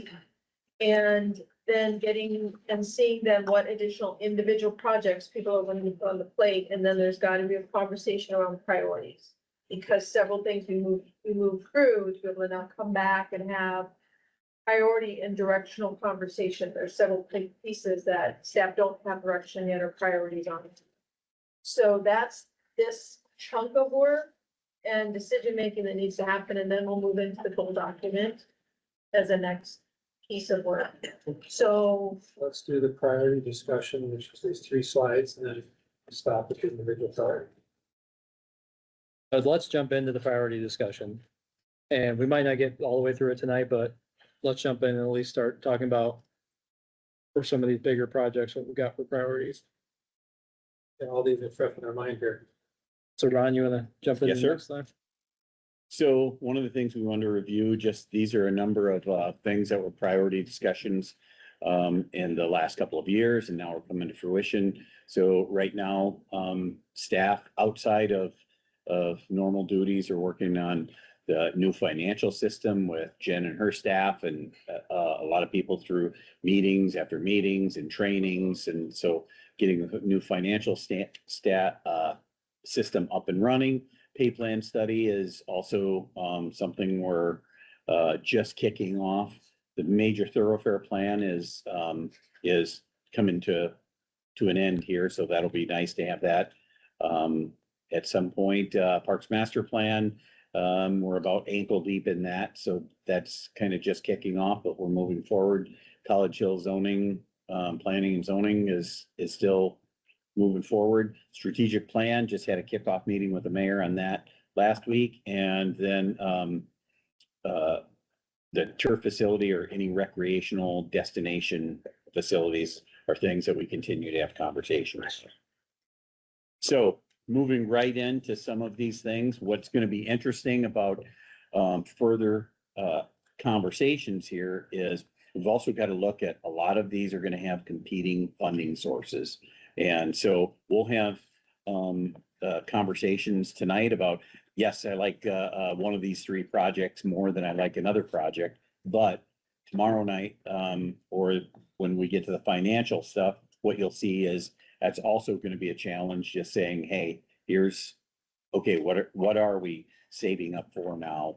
What are the different funding sources that we can move forward with? So what we have here is the Hearst, the new public safety building and the rec center, all large ticket items. The Hearst Center being is that the priority that we're moving forward with? How do you want to move forward? Again, we talked about the 3 different do we do the repairs that are needed? Do we look at kind of the middle option with a total redo? Or do we look at a brand new building? Those are 3 items there. Public safety building, staff wise, timing wise, looks like it's following that. At what point do we start with schematic design to see what property we'll need? And then the rec center, which right now is probably slated for later years. Also looking at maybe a more holistic vision of where is rec and those things. So with that, here for any questions, but You need at the end of the slide here, Ron, actual answers. well, if somebody said, if somebody would actually tell us right now, hey, is the Hearst Center their priority? Now we know that, okay, so when we go back to the slide and start talking about the funding sources for Hearst, those are now going to take the priority. And so I'll use capital projects. So capital projects is something that we use with general fund savings and the backfill. That's what makes up capital project. And we're asking for 1.55 million of that. We don't have 1.55 million right now, but what we would have to do is save up for that. Same thing we would use for the new public safety building would be capital projects and a host of other funding sources. But when you also look at, like, for instance, Blackhawk County Gaming or some of those other grants, you know, you're competing against yourselves when you're sending more than one grant application in. So really, those are all of what we're looking at, having a conversation, having this group understand and knowing what direction we're going to. I may weigh in. And as I look at the three, I mean, obviously, this is in a perfect world, we'll get all three and you don't have to worry about anything. But from a priority standpoint, the difference I see is the Hearst centers, we're asking for a fairly substantial private, match of a percentage. And, we just, I think that the fundraising feasibility study was just completed, which is not a forever study. In other words, it's sort of a picture in time about what might be available now from a fundraising standpoint that may not be there in the future. And so that one to me just seems a bit more time sensitive than the other ones, since the funding sources aren't asking for a private match. Am I correct on the other two? So, That's correct. okay. I think the Hearst, it's really just, the simple question is, it's already pretty far along. We've already got the private fundraising group with the amount, studies done. And it's just, is that one, I think a priority just to keep on track with the current plan, which is the remodel, the expansion? Or is there an interest to want to push it to the redevelopment, which requires some more work? Or are you saying scrap it, don't move forward with it, but. Mine is to move forward with what we got going, but when you say referendum question mark, because we know that things are gonna compete, so then do we need to know? Are we gonna figure that out later, like when we tweak CIP or do we? Well, I think that's a question for this group. Is that even something that you'd like to move forward with? You can get rid of a lot of these different funding sources if you say, hey, we want to try to pass a referendum for the Hearst Center for 8.5 million. Now, all of a sudden, there is no private funding, there's no Black Hawk Down in gaming, there's none of those. Right. But it's also the risk of trying to get a referendum, which, Right, but also keep in mind that the whole reason for the redo as opposed to build a new was the concern about finding the funding streams. Those concerns would be eliminated, not eliminated, but a whole other set of concerns if we had to do a referendum. So if we did a referendum, we can't do the current plan of major expansion? you could. Oh, okay. Mm, Can you explain, or Danny or someone, or Mr. Rogers, the process of a referendum versus just selling bonds? So we can sell bonds, and if I went all the way back to this slide, page 10 in your packets, we can sell up to $910,000 worth of general obligation bonds Okay, for them GM. So- per project. And if we go over that, you actually have to have a referendum where the citizens are approving you to sell bonds over that More. bill. yeah, so it'd be on the ballot and they would actually So vote. like that, one of the Facebook. Yes. Yep. And we can spend, I think, well, within our debt limit, any amount under a referendum, but the voters have to approve. I think 60%, It's a 60%. 60% Yes. approval for referendum. How often has Cedar Falls floated a referendum? I think, Jen, last referendum was the library. Libraries, so we had a referendum for the library where I think it was for 3 million, the total project was like 6 million and they private fundraised for 3 million. We sold bonds, had a referendum for the other. That 3 was million. when our cap was 700,000. Correct. Correct. Right. So we did a referendum and so that was 04. Other than that, I can't really think of when we've done a referendum for a city project. I guess I'd ask, depending on what the referendum is for, how excited the public would be on voting for. The library passed probably presumably quite high. You remember? It did actually. Yeah, I can see that. What's the feeling of the public on a Hearst Center and spending, what, 9. 9 million instead of? Well, maybe Well, if they raise the 3, and so it might be doing, say, 4 million, 4 to 5. Do a new one, to do a new facility. Oh, if we did the new, so yeah, then it'd be, Because I don't see enough information to determine whether we should remodel the one we have or do a new one. To me, if I did, between these three, I would put public safety building as the leader with a close second of the rec center, if that includes the turf facility discussion. And then the Hearst would be third. Just my thoughts. Cause I think for tonight, especially if we, the hearse is a big one where it's kind of already in process. Yeah, I don't. So that's the one I think, the main thing I'd like to know is, one, like, we'll do this as a quick, easy one. Is there anyone here that wants to say, let's not support and move forward the Hearst right now, because we want to prioritize other funding? Which that's not a bad thing. if we do that. On which way, new or? Well, okay, I do wanna say though. I don't wanna spend a ton of money. And we may equate this to our lovely river project, to not have it as a whole project. Are we gonna put in this new facility and continue to have 2 full-time staff members? Like, if we're gonna make the Hearst Center an amenity that has a bunch of classroom space, and has, you know, a much larger gallery and a performance center and all of these different things, and then we only have 2 people that work there full time, like, I don't know, I definitely support the Hearst Center. I would like to see it have more support. And what does that look like? Budgeted staff members. And that's another impact on, Yeah. say, for example, even direct, say, a rec center, another, you know, if it's a separate Right. side to that, it's staff, I agree. Well, Ron or Jen or someone, can you explain how the Hearst Center came to be and the intent of it as a facility in the spectrum of city facilities? And compare and contrast to public safety building and rec center? It's more of the arts. Yeah, it's a quality of life, thing. I thought you were going a different direction, more the history of, and Well, I would. yeah, how did it come to be working?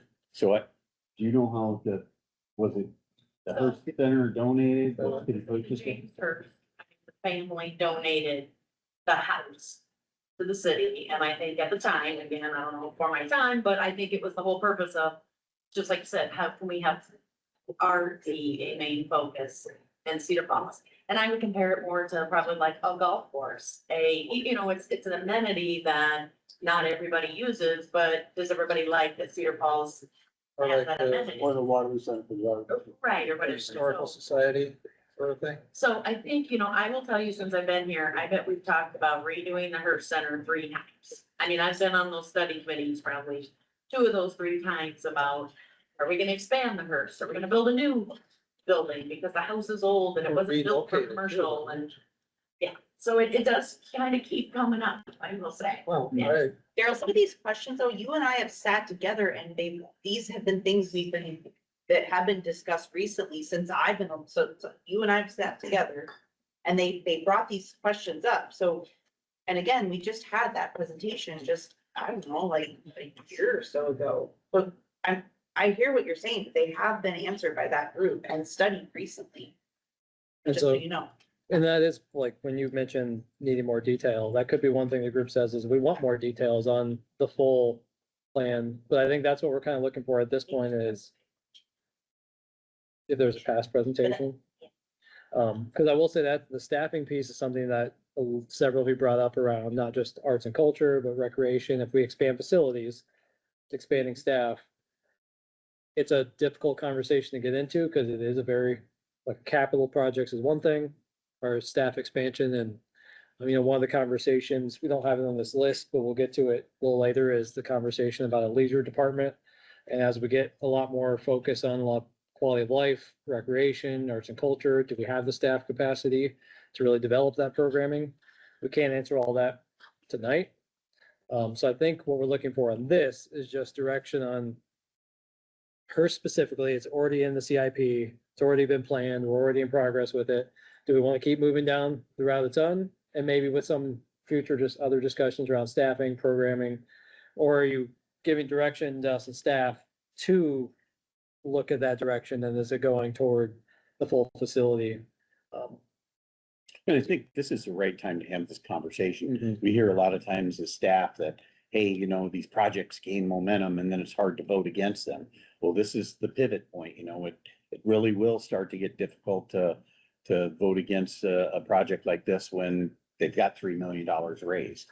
So, Ross, for clarity then, are you asking, these are the 3 are we kind of playing a, hey, pick which one you want us to keep working on this year? Because the competing funds really do become a problem, or do you have more slides with other projects? So there are more slides with other projects but kind of different funding sources. That's some of the challenges here is some will have the same funding sources, some will have different funding So sources. the biggest concern with these three is truly the grant, ticket. the grant fund. They're mutually And whether, or whether or not Focus. we would have to do a referendum to accomplish this.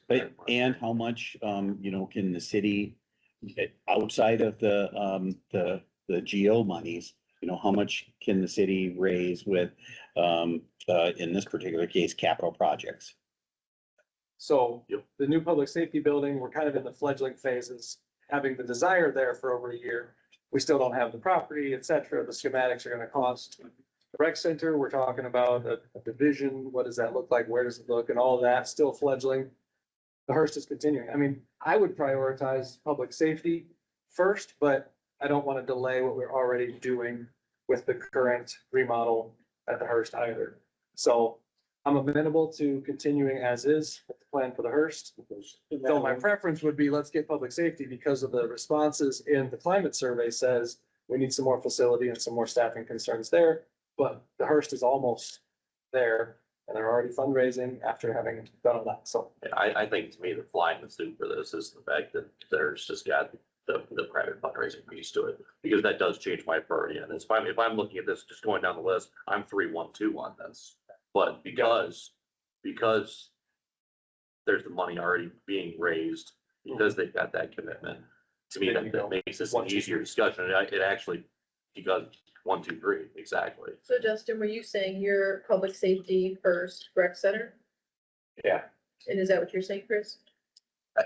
Without the private fundraising, I probably would be, but because of the private fundraising, that really does kind of change. I my thought you were hesitation. to be saying, fair, Amy, Yeah, I you was were saying, saying- I was public safety rec Hearst. Yeah, Like I said earlier, okay. well, regards to the fundraising can apply to both the new or the remodel. So But it doesn't change the fact that the funding, that we're still gonna be on the hook for something. Some of it. Right. Yeah, the current Yeah. recommendation is Yeah. to remodel so So- long as it provides. I would want more information, even though we might have had some more specifics on the fundraising potential for a new facility and dealing with the slope and the grade and all that. And, The private dollars are gonna be tapped. It's gonna be us on the hook for the difference. So maybe, Right. maybe, I Right. doubt but that you're if the looking at, public can see a shiny new building and maybe there's more, right? So you said a referendum can only happen in November. Yes. So like, if we were to say, hey, we want the bigger Yeah. facility, they said, if we were to say, Let's have one conversation. Yeah, if we were to say we want the bigger facility so that it's an amenity, a destination, does that give us any time to do anything with the other two projects anyway this year? So we're pushing off to a referendum, so we bring another topic forward. Does that do anything good for those other two topics anyway? Well, I think just from a timing standpoint, I would tell you that I think Hearst is probably 2 to 3 years above where public safety is. We don't even own the property yet. So owning the property, securing the property is gonna still be, as soon as it's available and we can secure that property, that's what we would do with public safety. And then go into, okay, let's start spending money on schematics and where do we lie from that? And, if that's still later this year before public safety building, or maybe it's next year, the Hearst has another year on us, So so. what if we work on the Hearst and have Mayor Danny keep working on the kinks with Dr. Kati and Right. see what comes up with that separate resource? That's why I think staff has them listed in this order and, we could end up in a spot in 2 years from now where, we're talking about, and maybe the fundraising doesn't go well. And at some point, they can't raise it, but it's a possibility. It happened for years and years on the river project before it ended up getting enough momentum to move forward. As written, do we want to move Well, on? since yeah, we're at the as top of the written, hour? yeah. Ezra, Danny, can you Ezra, elaborate on your discussions with the high school on the timing for this admin building? I don't know what's public, but it's essentially just they're waiting to hear some info from the state on what's gonna be available for potential space, maybe partnerships with AEA and things. So they're just, and that should be happening this week. So it should be sooner than later that at least they have an idea of what direction are they heading. So we should know fairly Hey, soon. Ron, what would the top side of it? The top two seem to be almost high, depending on. Timing and everything else. Well, the other thing about the public safety, bill, that's why I had to check with Chris on it, that we're also talking about the state children, right? Yeah, So one we of don't- those could come available quicker than the other, maybe. What would the timeline be? It can't hold you to it, but like, so let's say we find out based on school districts conversations, however those turn out. So sometime after the first year, we get a word from them one way or the other, yes, they're looking to move, no, they're not. From the time we were able to acquire said property, go through schematic design and build, what are we talking, 3-4 years? We talking, what would it take? I think that also, Public You're safety. probably looking at, but by the time you cut them, loose to the time they're ready to bid a project's a year. you know, For a public safety building. and then the construction. And so if it's a year before we get it, and then a year, but now remember, here's the other thing is we've got, for the Hearst Center alone, there's 8 funding sources here. We're gonna have to have very similar for public safety. And so, you know, and I don't know, you know, if all of those funding sources will be the same. So again, if Hearst ends up being the priority, that's where we're taking the capital dollars and all of those things to, and then the secondary would be the public safety building. A lot of So the things that build facility with that. about 9 months.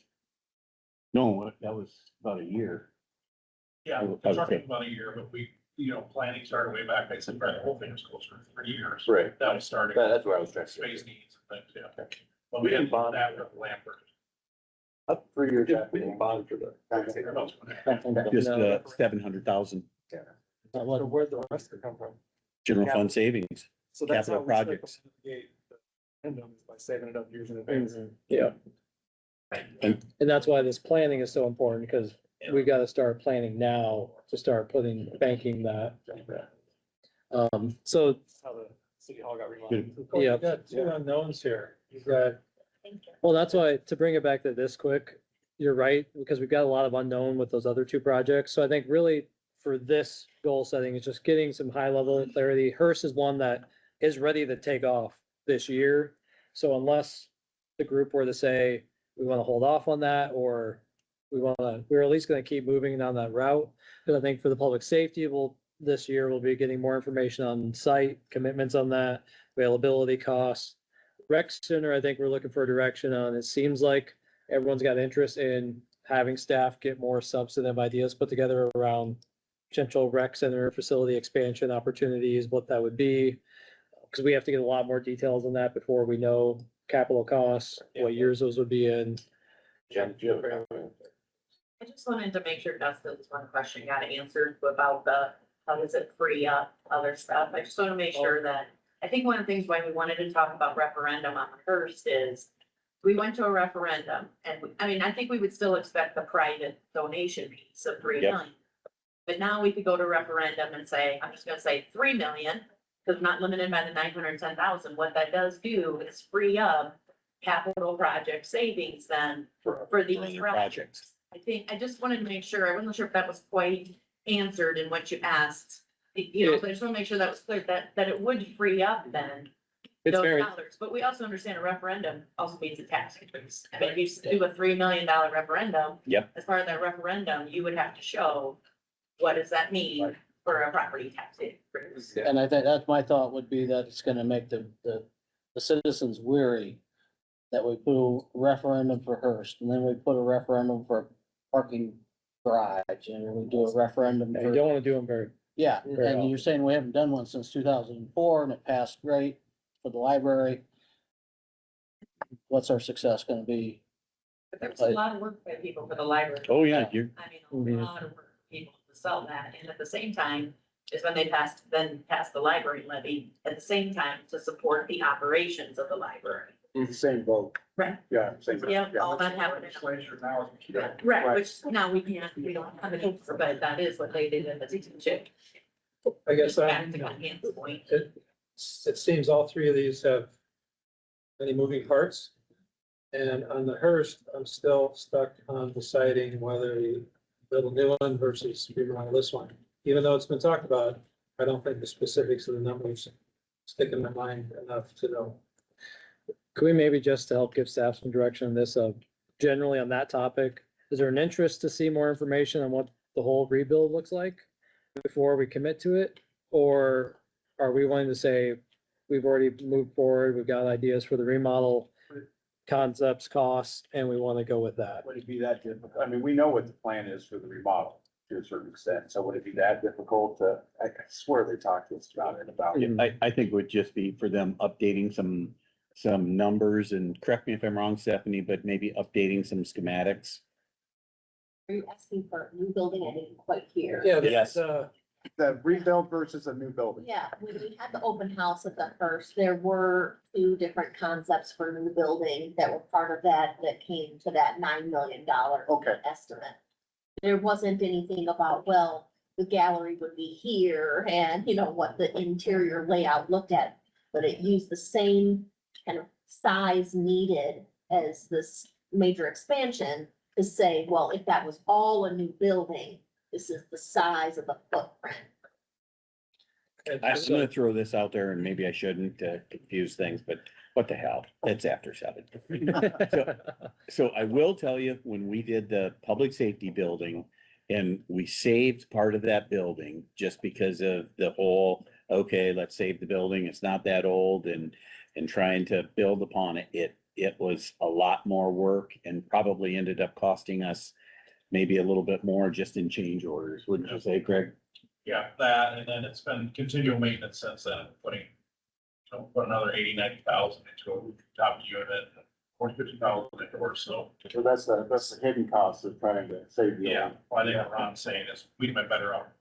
Carrying it down. Anybody that's ever remodeled a house knows that your initial estimate is half.